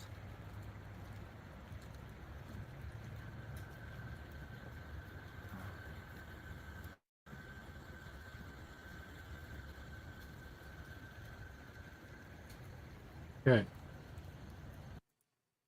I love Shane Gillis. Like, I can't believe we defeated the British. So I know how we did it. We had a fucking 6'2" redheaded Florida guy out in the woods just waiting for those dude. 6'2" in 1770, that's like 6'10" today. Red hair, horse teeth, a sword, just. Do you want to tax me, motherfucker? You know how terrifying that guy was coming out of the woods? Some 5-foot British guy. Oh! Run, it's George. You know what happened that day when George crossed the Delaware? It was Christmas Day, and it was a bit of a massacre because George caught the British off guard because the British absolutely correctly assumed. They were like, only you guys are going to try to cross this icy river today in a rowboat. Fortunately for them, our first president was on the other side of that river. It's like, get in the boat, we got to kill these motherfuckers for... Like, I can't believe... Again to Leto's Law. Here's Steve Leto. I had a whole bunch of people send me this story, And I got this version from News Nation. And I often talk about if you're unhappy with the government, you can vote. You get to vote and you get to actually try to have your voice heard. And a lot of people complain and go, Steve, if I vote, I'm just one of millions and millions and millions of people who voted. My voice gets so diluted that I can't ever actually make anything happen. This idea that I can participate in democracy is kind of like an overblown promise. And no. It turns out that once in a while, the electorate can make changes that are important. Headline, Michigan town votes to oust entire government over Chinese factory plans. So this is happening in a little town in Michigan, kind of up in this area here of the Lower Peninsula. But a rural Michigan town voted to oust its entire local government this past election after the town board approved a Chinese-affiliated electric battery plant. So there's a lot going on here, but residents of Green Charter Township in Michigan strongly disapproved of the local board's decision to approve the building of a Chinese-connected electric vehicle battery plant in their community. So after the election, a locksmith came in Tuesday night and changed the locks on the ousted officials' former offices. The offices were then empty. Now, this is quite severe, but it's fascinating. The project was expected to create more than 2,300 jobs and was going to be a $2.3 billion investment. So you can see why some people might have looked at it and said, oh, that's a good thing. Somebody wants to come to town to build a factory, hire 2,300 people, and invest $2.3 billion. That's a good thing. But a lot of people in town are going, but the people doing it are Chinese. Do we want a Chinese factory here? And so apparently enough people in town didn't want it. And this is not the first time it's happened. It's not even the first time it's happened in Michigan in the sense that there's another town down this way called Marshall where a couple companies came in and said, we want to build a gigantic battery plant here. And the place they wanted to build it was pretty much undeveloped. But they said to build this plant, we're going to have to widen roads, put in infrastructure, and there's going to be this gigantic plant on the edge of town. And a lot of people said, we don't like that idea. They go, yeah, but it'll create jobs. And people go, I don't need a job. And, these things do change the landscape in every meaning of that word. So, I'm in Michigan. And Michigan has a lot of automobile manufacturing facilities or related. So I'm used to driving along and seeing a gigantic plant that makes engines or assembles cars or trucks and buses, GM truck and bus. And so you see these things, you recognize them, but you're driving out in the middle of nowhere down the country road, and now it's wide open fields. 5 years from now, it could be another big old plant. If you lived in that neighborhood, you might not like that. So you've got a right. You've got a right to be upset by these things. So my family members fought communism, and you're bringing it right here, a local resident said. When News Nation visited the town back in April, a resident who had no experience in politics said, I don't know why they would approve it other than somebody must be benefiting from it. Now, that guy is suggesting that the politicians who voted for it are benefiting from it in some unfair way. But that's what he's thinking. He then ran for clerk and he won. So this is his first foray into politics. He won his election. He said, we just plan on making it as difficult as we possibly can for them to continue the process. They don't have a site plan. They don't have permits, so we're not their friend. And he's referring to how they're going to handle a company called Goshen, G-O-T-I-O-N, Goshen. However, I don't know if any of you guys follow frickin' media and MCC much, but they were out recording in front of the groundbreaking of this. They're already putting in parts of this plant. And that's where they were able to record that huge rear end accident that one time. But yeah, it was right outside of here. Angered a lot of people was that the plant is rumored to be connected to somehow communists in China. And so you might say, but Steve, that sounds kind of far-fetched there. Well, it is a Chinese affiliated company. They denied allegations that they are aligned with the Communist Party. However, their corporate records company. actually say the company. Every company in China is connected to the CCP. Every. Even all U.S. companies that work in China has a CCP liaison attached to the company. Shall set up a party organization and carry out party activities in accordance with the Constitution of the Communist Party of China. And so party activities, I think, there have a different connotation than the party you have in the lunchroom for Maggie when it's her birthday. Right now, we are not on friendly terms with China. They are threatening us. I consider them the enemy. I don't want them here either, said a resident, Harry King. So with the overwhelming distrust for the town's government, a clerk from a neighboring township ran the election and counted the ballots. Cheers erupted as voters heard the results from the recall election held to vote out the entire town board. The new board was then sworn in on Wednesday, and the process to keep Goshen out will begin. Now, Goshen has bought the property, so the new board is expecting a long road ahead, but they said they're willing to fight. We want everyone to have a voice and not have any secrecy anymore. This whole thing that went down with Goshen was horrible from the first go-round. And like I said, the people have spoken. News Nation reached out to Goshen for a comment. The company said, well, it's not just the companies, Chopper, and I agree with you, but people don't want to do the labor that is required for these types of places anymore either. People don't want to work, period. Believe me, I hire people for a living. I would much rather not be bored sitting here during the day because they're laying my people off than I would much rather be taking people through orientation. It makes my day go by so fast. You know, and that's why I do my own thing on the side too, because this is not going to be, my position is not going to be available when I'm gone, I'm sure.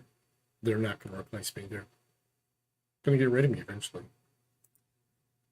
we are a multinational company, don't believe in political posturing, and are still committed to bringing thousands of jobs to the state of Michigan. That's who writes the so history. I can tell you a couple things. If this company's already bought the property and they apply for permits, the permits are denied, they're going to wind up in court.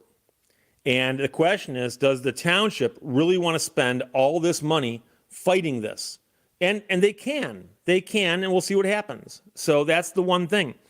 But the other thing really is this, is that you got these board members who got voted out. And I salute the people of this township for doing this, because this is what I've always said. If you're unhappy with the people who've been elected, elect other people. And the one guy who said, I didn't understand this at all, so I'm going to run. I'm going to run. If not me, who? You know, so he ran, and he's up there now. So that's one of the greatest examples of democracy in action. And here's the thing, back up a couple years and think back to the process that got us here, okay? So you got this township, Green Charter Township, out in the middle of nowhere. They got closer to just son rather than grandson. Well north of Grand Rapids, but it's kind of out there. It's out there. And I suspect that this company came into town because they're looking for a big chunk of property near some major roads, someplace in the Midwest. That's all they're looking for, and they found it. They approached the township, and they go, we want to bring in this plant. It's going to create 2,300 jobs and $2.34 billion in investment. Now, all you got to do is think of the Fox Company in Wisconsin to understand these promises don't always get kept, okay? But if they bought a gigantic chunk of property, they say they're going to build on it, okay? So the locals start piping up going, we don't like that idea. We don't like that idea. And the people who are on the board apparently said, well, we think it's a good idea. Now, if you are on the board or Congress or legislature or assembly, you're a group of people and you're a part of that, and you're elected to represent people, you should have your thumb firmly on the pulse of what those people are thinking and what they desire.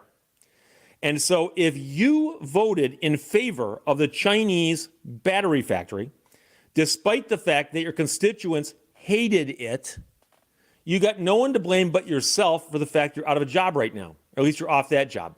Yeah, my dad was still alive. He'd be your age. People in town overwhelmingly did not like the idea.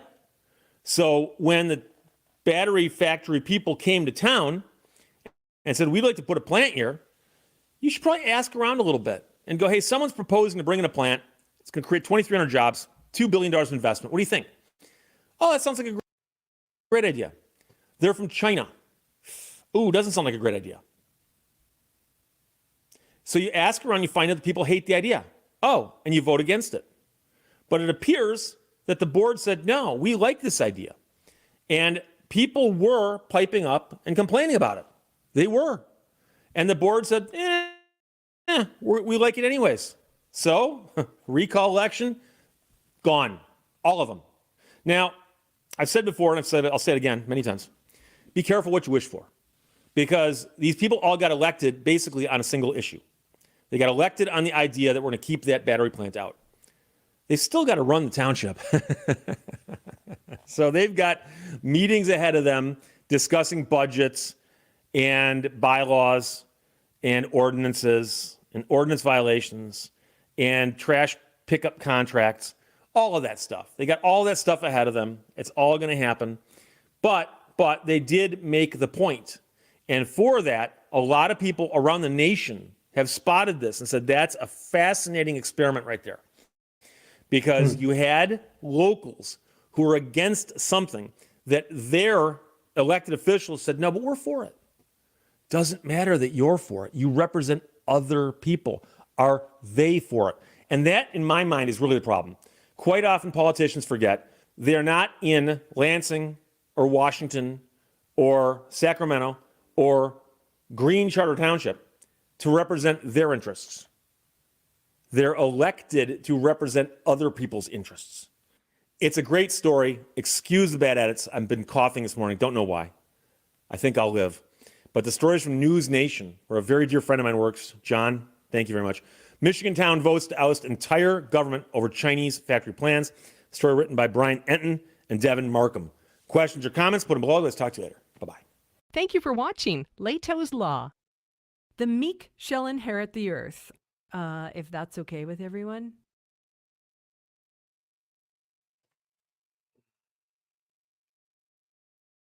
You get it? If that's okay with everyone. That means she's meek. Available.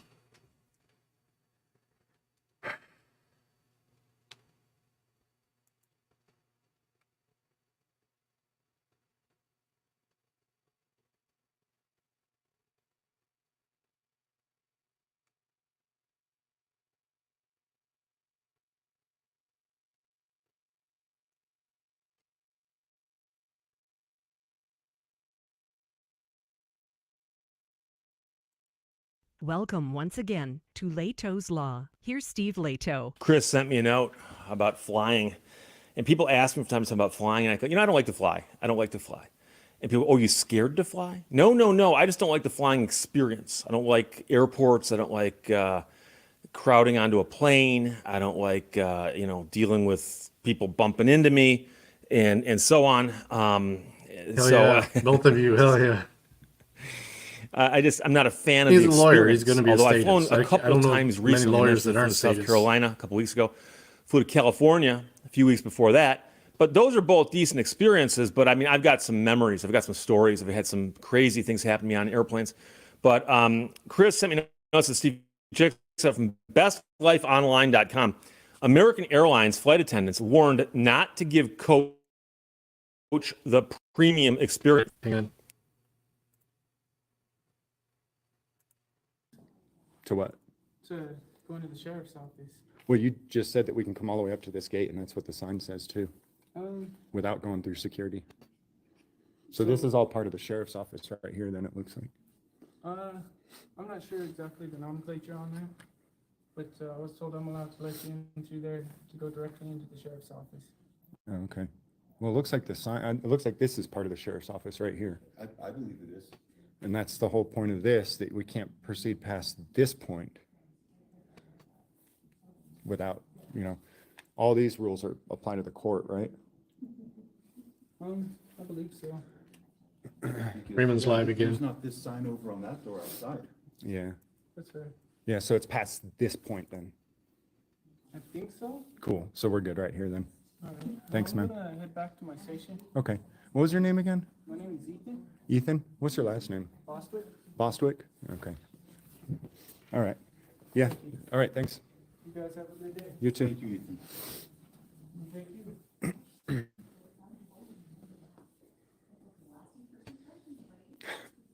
Well, it was being built. It's took down.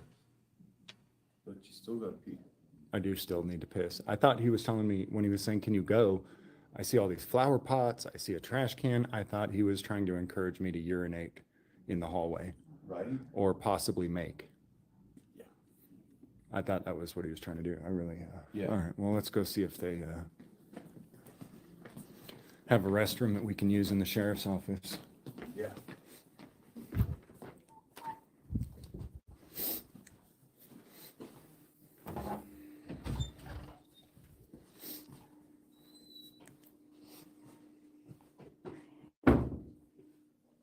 Hello.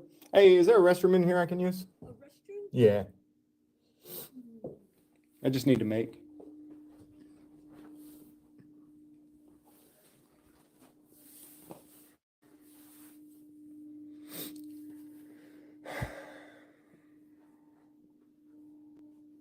Take us with you, says Al. She has to get approval. I mean, I don't mind going in the pot right there as long as it's okay with everybody. I don't want to Right. break the rules. Like, I don't know what the rules are. Yeah, I'm they- trying they- to, They absolutely need to be established. yeah. So are the rules that you pee in the pot? Don't plant? Hello. Sorry, it's not a public restroom. Okay. In here, so if they're not going to, you're gonna have to go elsewhere, sorry. Okay, cool.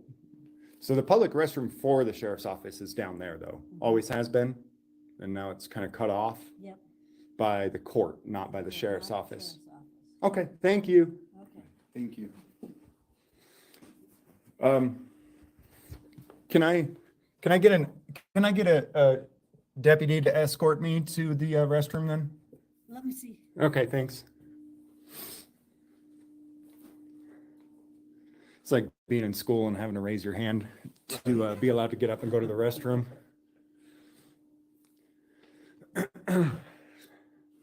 So the court has decided to take away the public restrooms that the sheriff's office is required. It's always implied, Anna. Exactly. If I see you in there, I figured you said you were saying hi with your presence.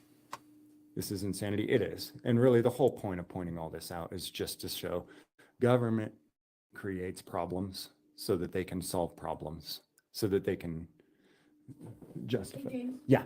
So she can, she's on the phone, just give her a minute. Okay. Is it Stephanie? Yeah. We needed to say thank you to her anyway, so. Oh, okay. All right. Thank you. Yeah,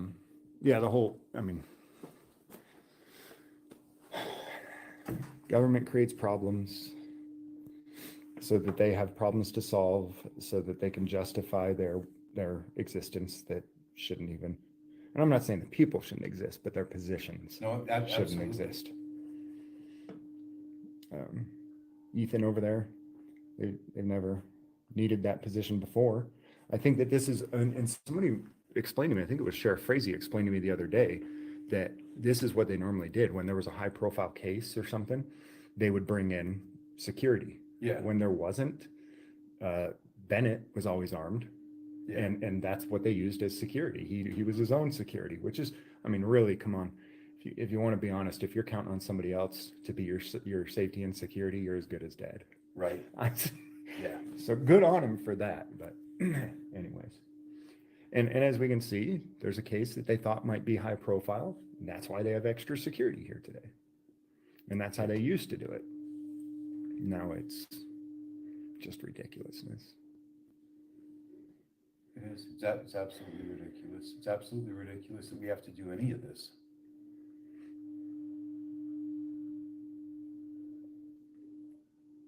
Dealing with these sovereign citizens that just think the laws don't apply to them.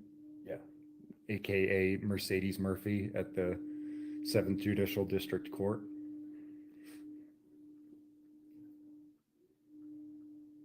You have to have someone hold your hand. Yeah. So, guys, I don't know if everybody here knows. This dates back to almost a year ago. In January 2023, I came out to this building to visit my newly elected sheriff, David Frazee. I had no cameras going at all, actually, while I was here, because I had no problems in this county at all. Everyone was wonderful. At least as wonderful as government can possibly be, I guess. And while I was here, I noticed that there was a hearing, and we're all allowed to go in and sit in on public hearings anytime we want. They're supposed to be open to the public. I made no attempt to record anything whatsoever. I silenced my phones before I went in. I sat down, and as soon as I sat down, the judge started hollering at me. Couldn't even hear what he was saying because he had this stupid thing on his face. And so it was, Gordon Bennett was the hearing officer that was there, and he said something along the lines of, and I said, what? And he said, I said, dude, I don't know what you're saying. You got some stupid thing on your face. Nobody can understand you, man. And it's called a life-saving mask. Yeah, sure, right. And this was January of 2023. Guys, if you're not catching the dates on that, nobody in the entire world was doing that anymore. Nobody in the entire world. New Mexico courts were. But I had no idea because nobody in the world was doing it. Who'd have known that they were? So I said, no, he said, well, he pulls it down and says, well, you have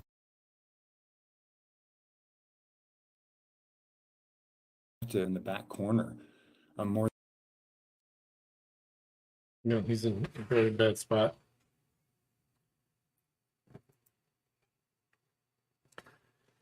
Yeah. He's bad. No gives. I mean, no gives. There we are. Oh, there it goes. What's up, guys? We're going out here to look at this layout. Oh, he snuck that give in, didn't he? Equitably for everyone. So I would appreciate some patience. That's fine. Yeah, no. I told you before. I don't think, and I told David.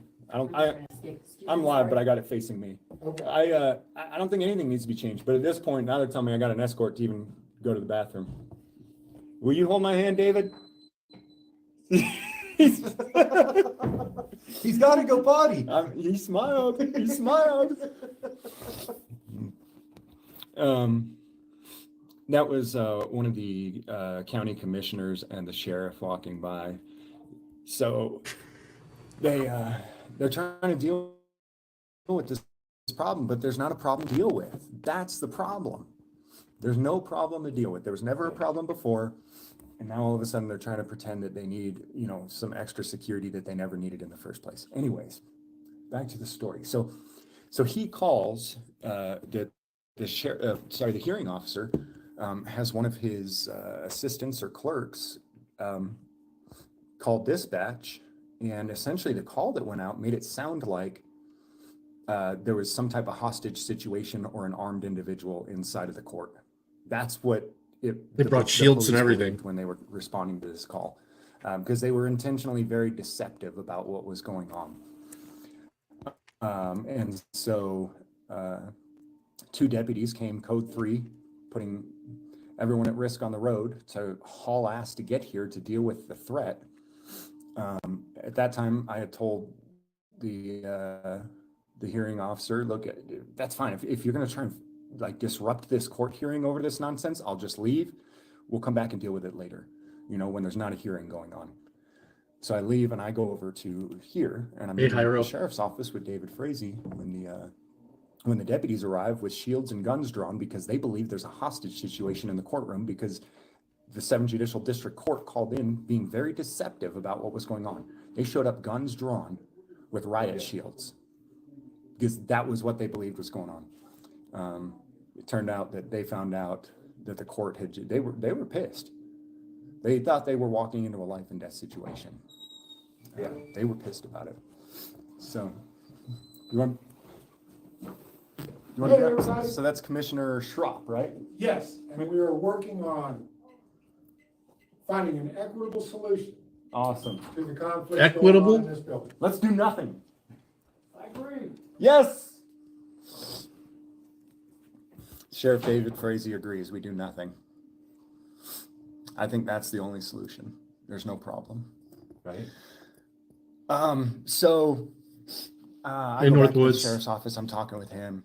I told him, hey, the judge just kicked me out of court. He said, look, this should have ended at least a year ago anyways. I didn't know, he even said, we didn't know anybody was still doing this. This was a shock to everyone. Said, we're not arresting anybody for that. But I ended up, from that hearing, I got the recordings and I exposed that Gordon Bennett.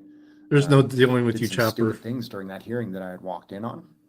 I'm just then trying to keep it I as came fair out as here and I possible for recorded him with everybody. a phone in my shirt pocket in the hallway out here. And he didn't know I was recording him, but it's a single party consent state. And so I got the things he said in the court, I listened to them, and then I came and I asked him about those things. He lied to me. The hearing officer, the honorable hearing officer, told bold-faced lies that were proven by video evidence. They were pissed about that.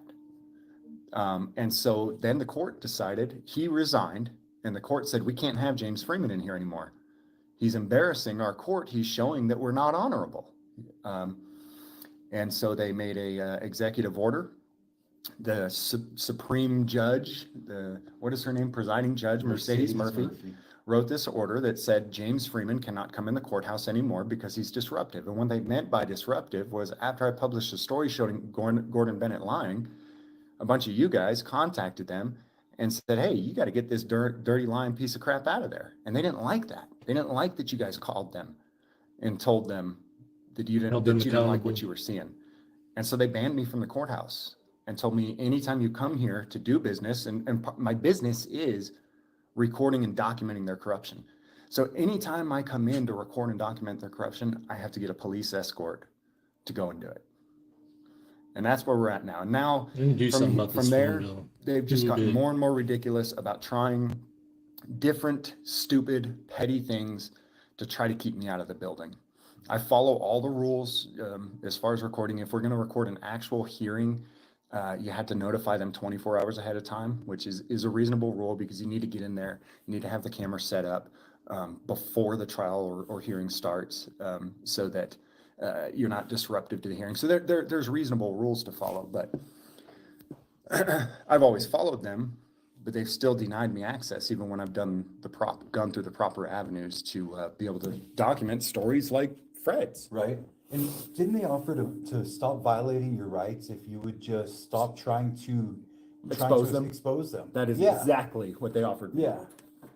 Hey, what's up? Hey, how's it going, man? Good. You need an escort, I heard?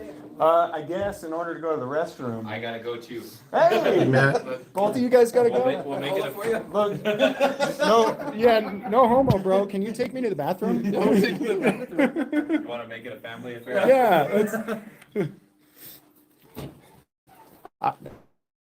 So this is This is are cool. you Sergeant? This deputy yet? section prefect. Officer Curran? Did I pronounce it right? Yeah. And Officer, I'm sorry. Aragon. Yes, sir. Aragorn? They're all the way down there by the super secure thing that people keep walking through. I got the camera pointed that way. Yeah. Yeah, I wondered if they were gonna have to like go install. Huh? Did you leave your gun in the car? Yeah, I did actually. Did you see? Here, you want to hold this? This guy's got to come in here and no homo, bro. Let's do this. You want me to follow you with it? Okay. Don't forget. We're live. You'll get taken down. Thank you.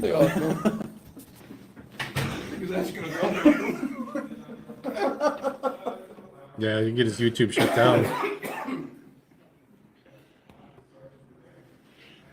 I hear heavy breathing. Oh.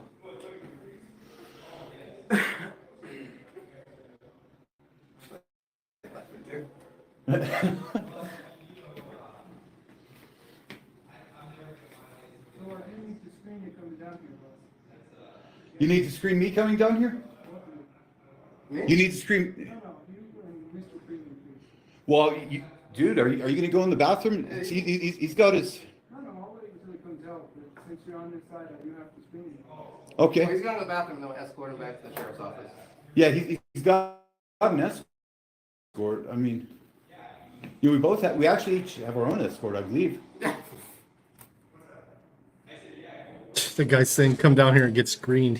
He's got to justify his position there. Fucking sick shit, man.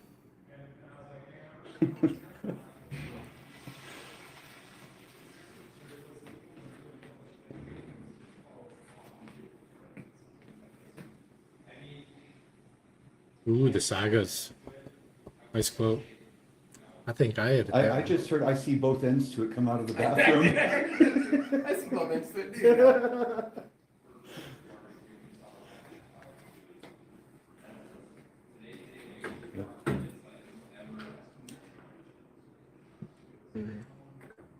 How you doing, Maddie? Ethan, did you hear that? Someone just saw both ends to it in the bathroom. Someone just saw both ends to it in the bathroom, man. Both ends, bathroom? Someone just saw both ends? Okay.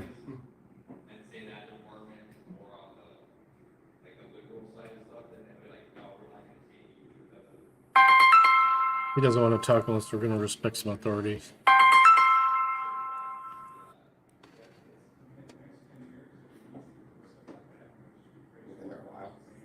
Right? So up and down, you know.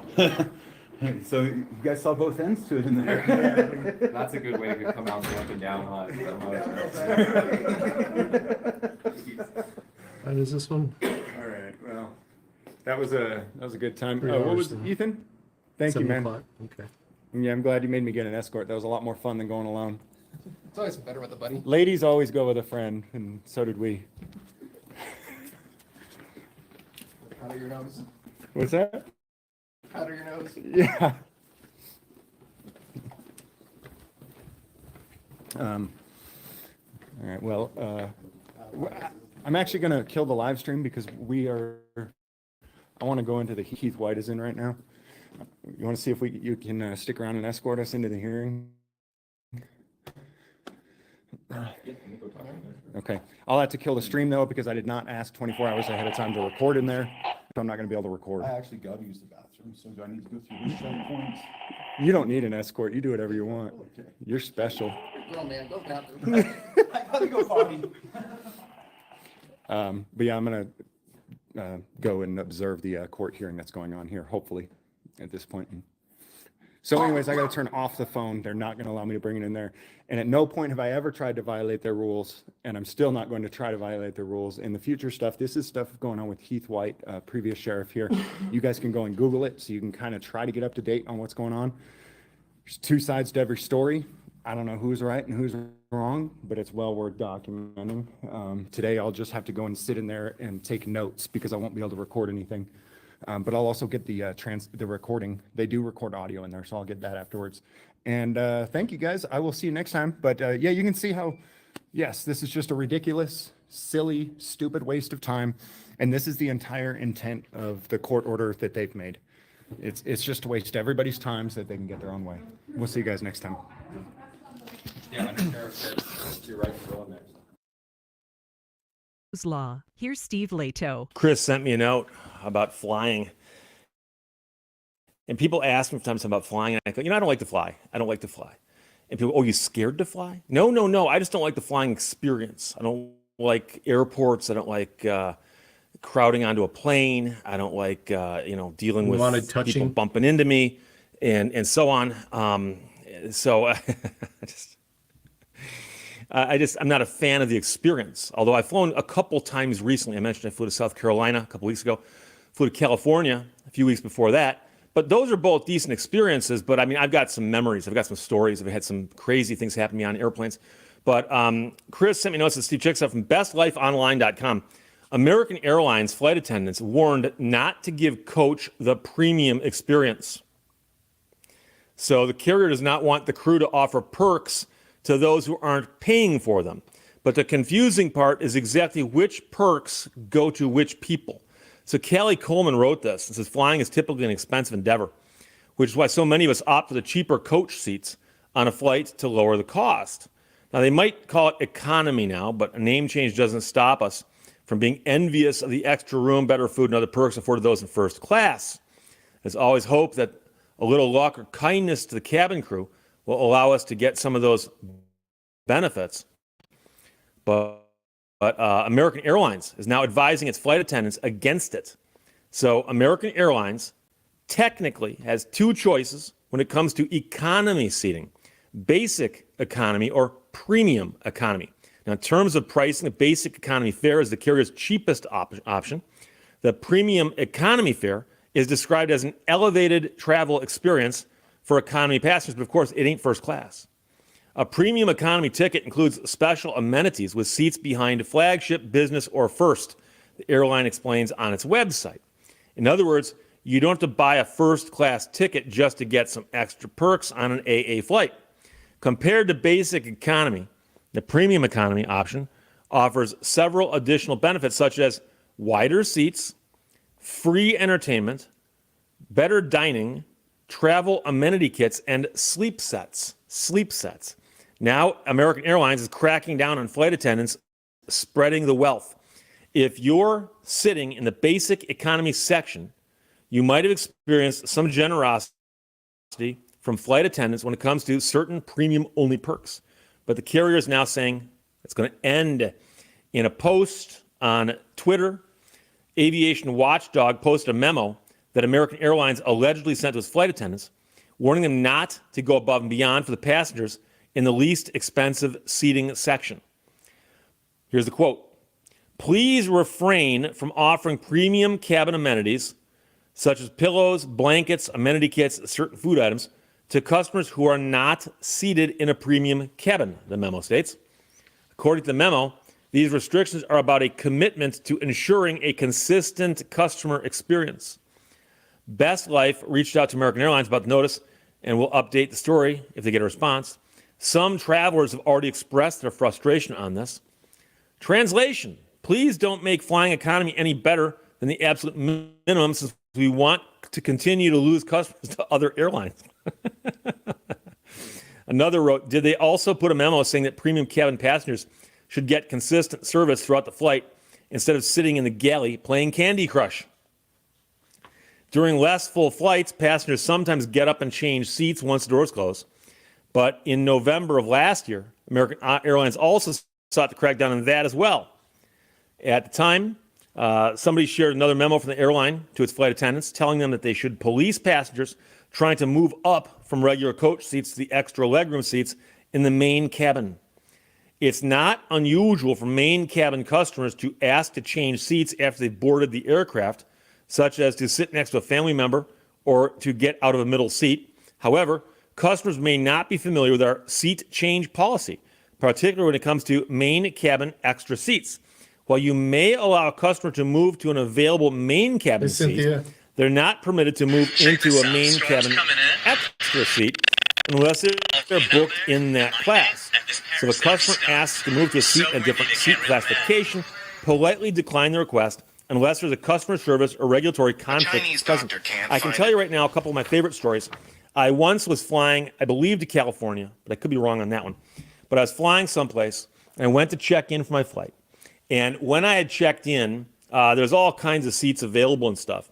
But, of course, they now charge you if you want to sit in an exit row. Now, I'm tall. I know it doesn't look like it on camera, but I'm 6'2". So I like to sit with more legroom. So I would often ask, do you have anything available in an exit row? And even though some airlines charged you for that, I've actually had an airline person say, "Oh, we've got one open. You can just have it." And I've been given them many times. And so one time I was checking in, and not quite sure why, but I asked, do you have anything available in the exit row? And got kind of a curt response, a rude response. And the person said, "Those cost $25. Which actually wasn't my question. My question was, do you have any? And I said, "Oh, okay." And I just said, something. I'm not even going to deal with this person. I don't feel like starting my trip dealing with somebody who just did that. So I said, okay, whatever. I got on the plane. I was seated one seat behind the exit row, which was completely empty. 3 seats on this side, 3 seats on this side, all of them empty. All empty. Now, call me crazy, but I believe the FAA wants people in those rows who are willing and able to help assist in an emergency. Open the door. Yeah, open the door. In case there is one. I used to get pulled when I And was in I uniform. I understand used that to get because they have more pulled leg into that room, seat all the time. they often do sell for a premium. But if nobody buys them and the row is empty, aren't they doing it wrong? Shouldn't they have somebody sitting there? So what's funny about it is I was on that flight with that empty set of exit row seats, and the plane took off, and a few minutes later, a guy from behind me got up, walked over, and he laid down in one of those rows, and a flight attendant came by and they're chewing the out. You can't sit there. Get out of this row. And I was going to say, but excuse me, I understand he's laying down across the seats. Maybe that's a little bit too much. But don't you actually want people sitting there? Don't you want people sitting there? I can also tell you that I recently flew, as I said, South Carolina, California, and a bunch of different flights in there. They weren't both direct flights like that. And one of the things that almost always happens is that a few years back they changed it to where people used to just check everything, and you get to where you're going, you go to the baggage, get your baggage, and move on. Well, I was making a But new a while one back, for, they said, we're going to for start SE. charging you to check bags. So what you can carry on the plane, you get one item that goes underneath the seat in front of you, one goes in the overhead. And if you do that, most airlines will say you can do that for free, part of your ticket. If you check a bag, it's going to cost you. So many people now go, screw it, I ain't checking a bag. I ain't checking a bag. So what they do, of course, is they get these gigantic roller cases that barely fit in the overhead, and these gigantic personal bags that barely fit underneath the seat in front of them. And before you know it, on a full flight, the overheads are full, and there's still 20 people to get on board the plane. What's going on, Matt? And You leaving town? every flight that I flew in my last 2 trips, they made the announcement at the gate. If you've got a bag and want to gate check it, you can do it for free. And every time I hear that announcement, I think to myself, okay, and all the people who paid to check their bags right now are kicking themselves. And I understand why they're doing it, because there isn't room on the plane for all those bags. Hunting. Okay, good luck. But your system is set up wrong. The system is set up where this happens all the time. So there's a bunch of people who foolishly paid to check their bags, and a bunch of other people who didn't want to pay to check their bags and don't have to because they dragged their bag to the gate, and now they're going to gate check it. In case you don't know what I'm talking about, at a gate check situation, they put a tag on your bag at the gate, you get on the plane, and your bag gets put on the plane last, or towards the end of the loading process. When the plane lands, when you get off, they tell you to stand at the gate, and they'll unload your bag right there, and you grab your bag and head up the jetway and get out of there. And so the people who didn't check their bags for money get to do it for free if they drag it all the way to the gate. And it's something I just thought, that's kind of weird. It's not a good look. But then again, we also know that there are some discount airlines that'll actually charge you for a carry-on if it won't fit underneath the seat in front of you. So it's not an apples to apples comparison when you're shopping for tickets by price, because the one airline says you can bring along this big roller bag and put it overhead for free, and this other airline says, no, we charge you for that. And I was flying, I admit, I took them one time. I flew them someplace and back, and I had very little to carry with me, so it worked. I saw what came the closest to being an out-and-out fist fight in an airport, because the representative from the airline was walking up the line as people were going into TSA. And the entire terminal, that section was all for that one airline. And he'd look, and somebody had a bag that's too big. He'd go, excuse me, you got to check that bag. At that point, it's like $50. And a guy goes, no, this will fit. And they've got one of those templates over there. They got one of those little aluminum frames. And the guy goes, if it won't fit, $50. The guy walks over and he's just trying to jam it in, and he's just beating on his luggage, trying to get it to jam into that little space, and it won't. And the guy goes, look, this will fit underneath the seat. And the guy goes, no, it won't jam into that template. That's $50. And the guy started screaming. The passenger started screaming.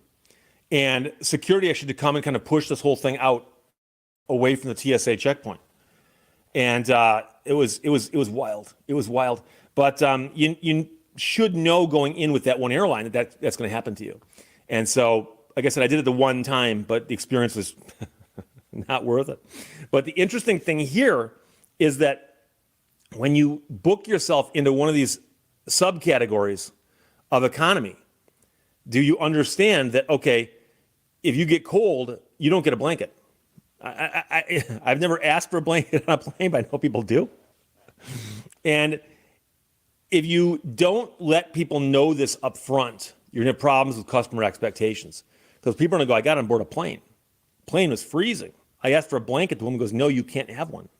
And then I saw her give one to somebody 3 rows up, not realizing the dividing line was 2 rows up, that kind of thing. So it's an interesting situation. But the airlines, like I said, I'm not a big fan of flying. I'm not scared to fly. Not at all. I just don't like the whole experience. And there is something about getting on board airplanes where people lose track of personal space. People no longer understand how personal space works on an airplane. Okay? I was flying one time, and I had a seat near the restroom. And because I had a space in front of me, thank God, I had a monitor that came up out of the arm and folded like this in front of me so I could watch movies. And while watching movies on this flight on 3 separate occasions, somebody would come by, waiting for the restroom, and put their hand on top of my monitor and lean on it. And then go like this, oh, I'm sorry.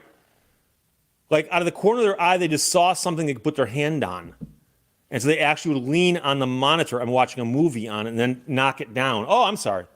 And, you know, if you're sitting in the aisle, which occasionally I do, the number of times you get hit by people who are carrying a bag over their shoulders and they're carrying a bag that's this big around, and they're just hitting every single person in the head with it as they walk by. Totally oblivious.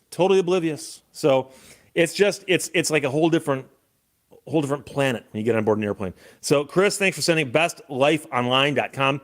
Callie Coleman wrote that American Airlines flight attendants warned not to give coach the premium experience anymore. Questions or comments, put them below this. Talk to you later. Bye-bye. Thank you for watching Leto's Law. Don't expect answers. Rather, ask what's the question?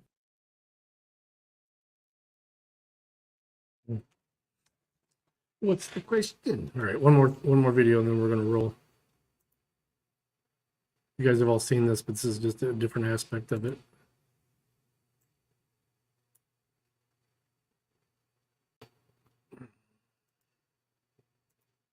Today, we'll witness the shocking aftermath when stupid cops wrongfully assault a suspect, only to find themselves facing the consequences of their actions in court. Sit tight as we expose the truth and shed light on the importance of accountability within law enforcement. Number 1. Officer assaults wrong suspect. We start this video with someone who has shown a blatant disregard for human life. The incident occurred on the 26th of July, which is when Officer David Lance Dukes of the Orangeburg Department of Public Safety responded to a complaint about a man who was banging on his neighbor's door in the act of trespass. This complaint also stated that the neighbor, a 58-year-old man who went by the name of Clarence Gaillard, was dangerous because he was armed with a handgun. Understandably, Officer Dukes raced to the scene, and this is where he ultimately ran into Gaillard and his cousin, Mario Julian. As soon as Officer Dukes ran into the pair, he held the men at gunpoint and ordered them to get to the ground. Get on the ground! Do you not listen? Get on the ground! Get on the ground! As soon as the pair noticed the police officer, they held their hands up before attempting to obey the officer's orders. Although the younger Julian was able to hit the ground immediately, Gaillard wasn't able to comply as quickly as all parties would have liked. This is due to the fact that he was an old disabled man. Despite this, he was still able to hit the deck as quickly as he could. However, this wasn't to Officer Duke's liking. Unbelievably, the cop's response was to kick the old man in his head. Get on the ground! Get on! Insane. As bad as that was, the kick made Gaillard's head hit the pavement. Goodness. Listen. Yep, they slammed my head down on the cement. Yep. Rather than checking on the man he just kicked in the head, Officer Dukes went ahead to place the man in handcuffs before going on to search his pockets for the alleged gun. However, Officer Dukes would find that the older Gaillard wasn't armed with a firearm. Desperate to vindicate himself for his unbelievable actions on the poor Gaillard, he went to look around the premises for any firearm that he could find. Unfortunately, he was unable to find any justification for his excessive use of force, because all he found was a stick wrapped in silver plastic tape that Gaillard admitted he used to protect himself from stray dogs in the neighborhood. Because when he was behind the truck, I couldn't see what he was doing. And I didn't know where that went. If it was still in his pockets when he come around that car with his hand. Understandably, once the stick was found, Gaillard and the other neighbors began to complain about Officer Duke's excessive use of force. However, the nefarious officer was quick to silence these people so that he could cover up his dreadful actions. He forced the neighbors back into their homes while attempting to drag his injured victim to the police station. Go back in the house. Go back in the house. Ain't nobody talking to you. I got head trauma. Go back in the house. Be that as it may, Officer Dukes couldn't silence the colleagues who witnessed the incident. Shocked by his awful excessive use of force, it would prove to be impossible to make them believe that he wasn't in the wrong here. Incredibly, as Gaillard complained about how he was treated, Dukes proudly mouthed off about his crimes against the poor man. Yep, you bust my head down on the cement. Yep, you bust my head. However, his proud comportment changed when he noticed that his colleagues weren't in cahoots with him. Once he realized that his colleagues wouldn't side with him, he attempted to twist the story by claiming that the force he used was justified. He wasn't listening. He got like this right here, and we went onto the ground. He tried to claim that when he arrived at the scene, Gaillard walked around the vehicle in the parking lot with his hands in his pocket, thereby trying to assert that the old man didn't obey his orders. He further emphasized that Gaillard refused to raise his hand and drop his gun when asked. One is forced to wonder how Gaillard was supposed to drop the gun he didn't own. It was shameful conduct from someone that is supposed to uphold justice, because as we see from the footage recorded by Officer Duke's very own body cam, that both Julian and Gaillard raised their hands the moment Dukes ordered them to. Furthermore, nothing could have justified the punt that he gave Gaillard to the head. It's made even worse when the footage clearly shows that Gaillard was kicked in the head while he was doing his best to follow Officer Duke's orders. Orders that he could barely follow due to his weak and ailing body. Nothing Dukes did could convince his colleagues that he was in the right here, and you can see it in their disapproving faces. What a brute! They were witness to his appalling abuse of his position, and if that wasn't bad enough, the cops were perplexed because they couldn't find the complaint that brought them to the scene. Despite searching for the neighbor who called the police, none of the neighbors stepped forward to assume this role. With no formal complaint, the cops were compelled to let Gaillard and Julian go. This is when the paramedics arrived on the scene to tend to Gaillard's medical needs. Now, many would have used this opportunity to make amends, but no, not Officer Dukes. When Julian demanded for Dukes' business card, the unrepentant officer tried to hide by stating that his station didn't give them one. You know, that's the reasons I did what I did. You know what I'm saying? That's where I'm coming from. That proved to be a blatant lie because Officer Pallador, his sergeant who had been observing her subordinate's behavior, stepped in to interfere by giving Julian her business card. Can I get a card from you? I don't have one there. We don't have one. They don't give us cards. Okay, what's your badge number? 1059. Let me see if I can get my phone. Hold on, we have cars. How did such a person get sworn into the police force anyway? Following the I'm about to be incident, done these anyway. lies Thanks for added joining more us, Chopper. problems to Dukes' already piling troubles, facing charges such as excessive use of force, obstruction of justice, and official misconduct. Dukes' time as an officer soon came to an end. Within 2 days of the incident, he was fired by the Orangeburg Department of Public Safety for violating the department's use of force policy. Furthermore, Dukes was forced to face charges of first-degree assault and battery, which would see him facing up to a decade in the penitentiary. His chances did not look good because, as we all saw, Dukes was guilty of his violent and heinous crimes. Meanwhile, the Orangeburg Department of Public Safety was forced to settle out of court with the 58-year-old victim by paying him $600,000. Hell yeah. He had complied with their officers' instructions, and as such, he definitely didn't deserve a kick to the head. As for Dukes, we are currently awaiting the result of his trial. Number 2. Man arrested for waiting outside girlfriend's nail salon. In the next clip, a man named David would become a victim of police violence simply because he waited for his Look who this is. girlfriend outside of her nail salon. However, as he waited, he was suddenly approached by some cops who arrested him. As he struggled to understand why this was going on, David tried to stay calm. It's actually safe. You can leave them up in my box. Can I have lighters or something? Unbelievably, the female police officer among the cops informed him that he was being arrested for loitering, just because he was standing outside as he waited for his girlfriend. How could this be a crime? Furthermore, it was difficult for David to accept this because he had even paid for his girlfriend's pedicure, which meant that he was a customer of the establishment. Understandably, David was in a state of total confusion. He was a law-abiding citizen who couldn't come to terms with the fact that simply waiting outside a building was loitering. He tried to explain himself, but the cops just wouldn't listen. The female cop even went on to explain the law and tried to define loitering for him. Wait a minute, you're around everybody's business. Around everybody's business. How is that loitering? But the frustrated David continued to assert that he wasn't loitering. Not only did he pay for his girlfriend's nails, he also tried to give them his business card. Despite this, the police were keen to take him into custody, even after his girlfriend tried to intervene. This led her to calling a friend called JJ for help.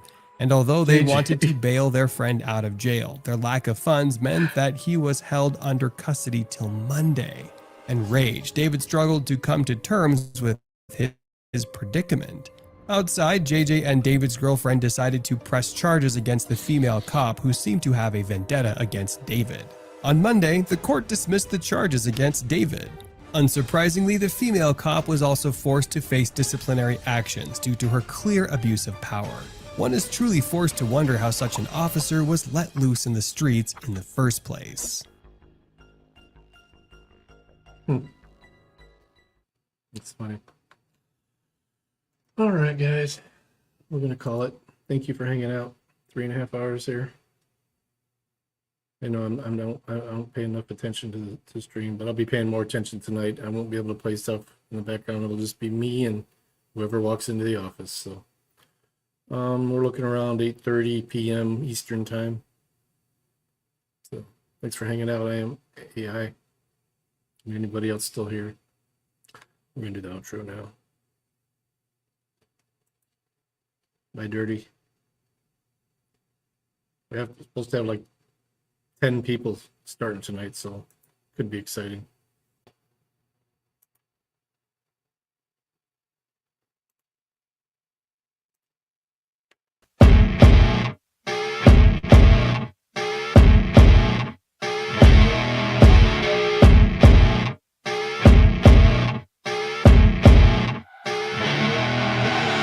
I see her rolling up, Uber black Cadillac, high heel boots and a sexy body full of tats. Baby's bad, oh baby's hella bad. After her there ain't no coming back. Wanna take a run at that. I think she's feeling me, turn it up a few degrees. My imagination of her body gets the best of me. Oh gosh, she's such a tease, bitten lips, bruised knees. I'm addicted to her, need her touching me, cause she got a bad little way waist and we tearing down this place. Off the liquor that we chase, Casamigos to the face. Baby, I don't need no space. Coming closer for a taste, and I'll show you how I make everything just fade away. Cause she's like sex, drugs, cocaine, body so insane. Jealous of the clothing that she wears up on that tight frame. All game, no shame, baby came here to play. I feel like an addict cause she's sex, drugs, cocaine.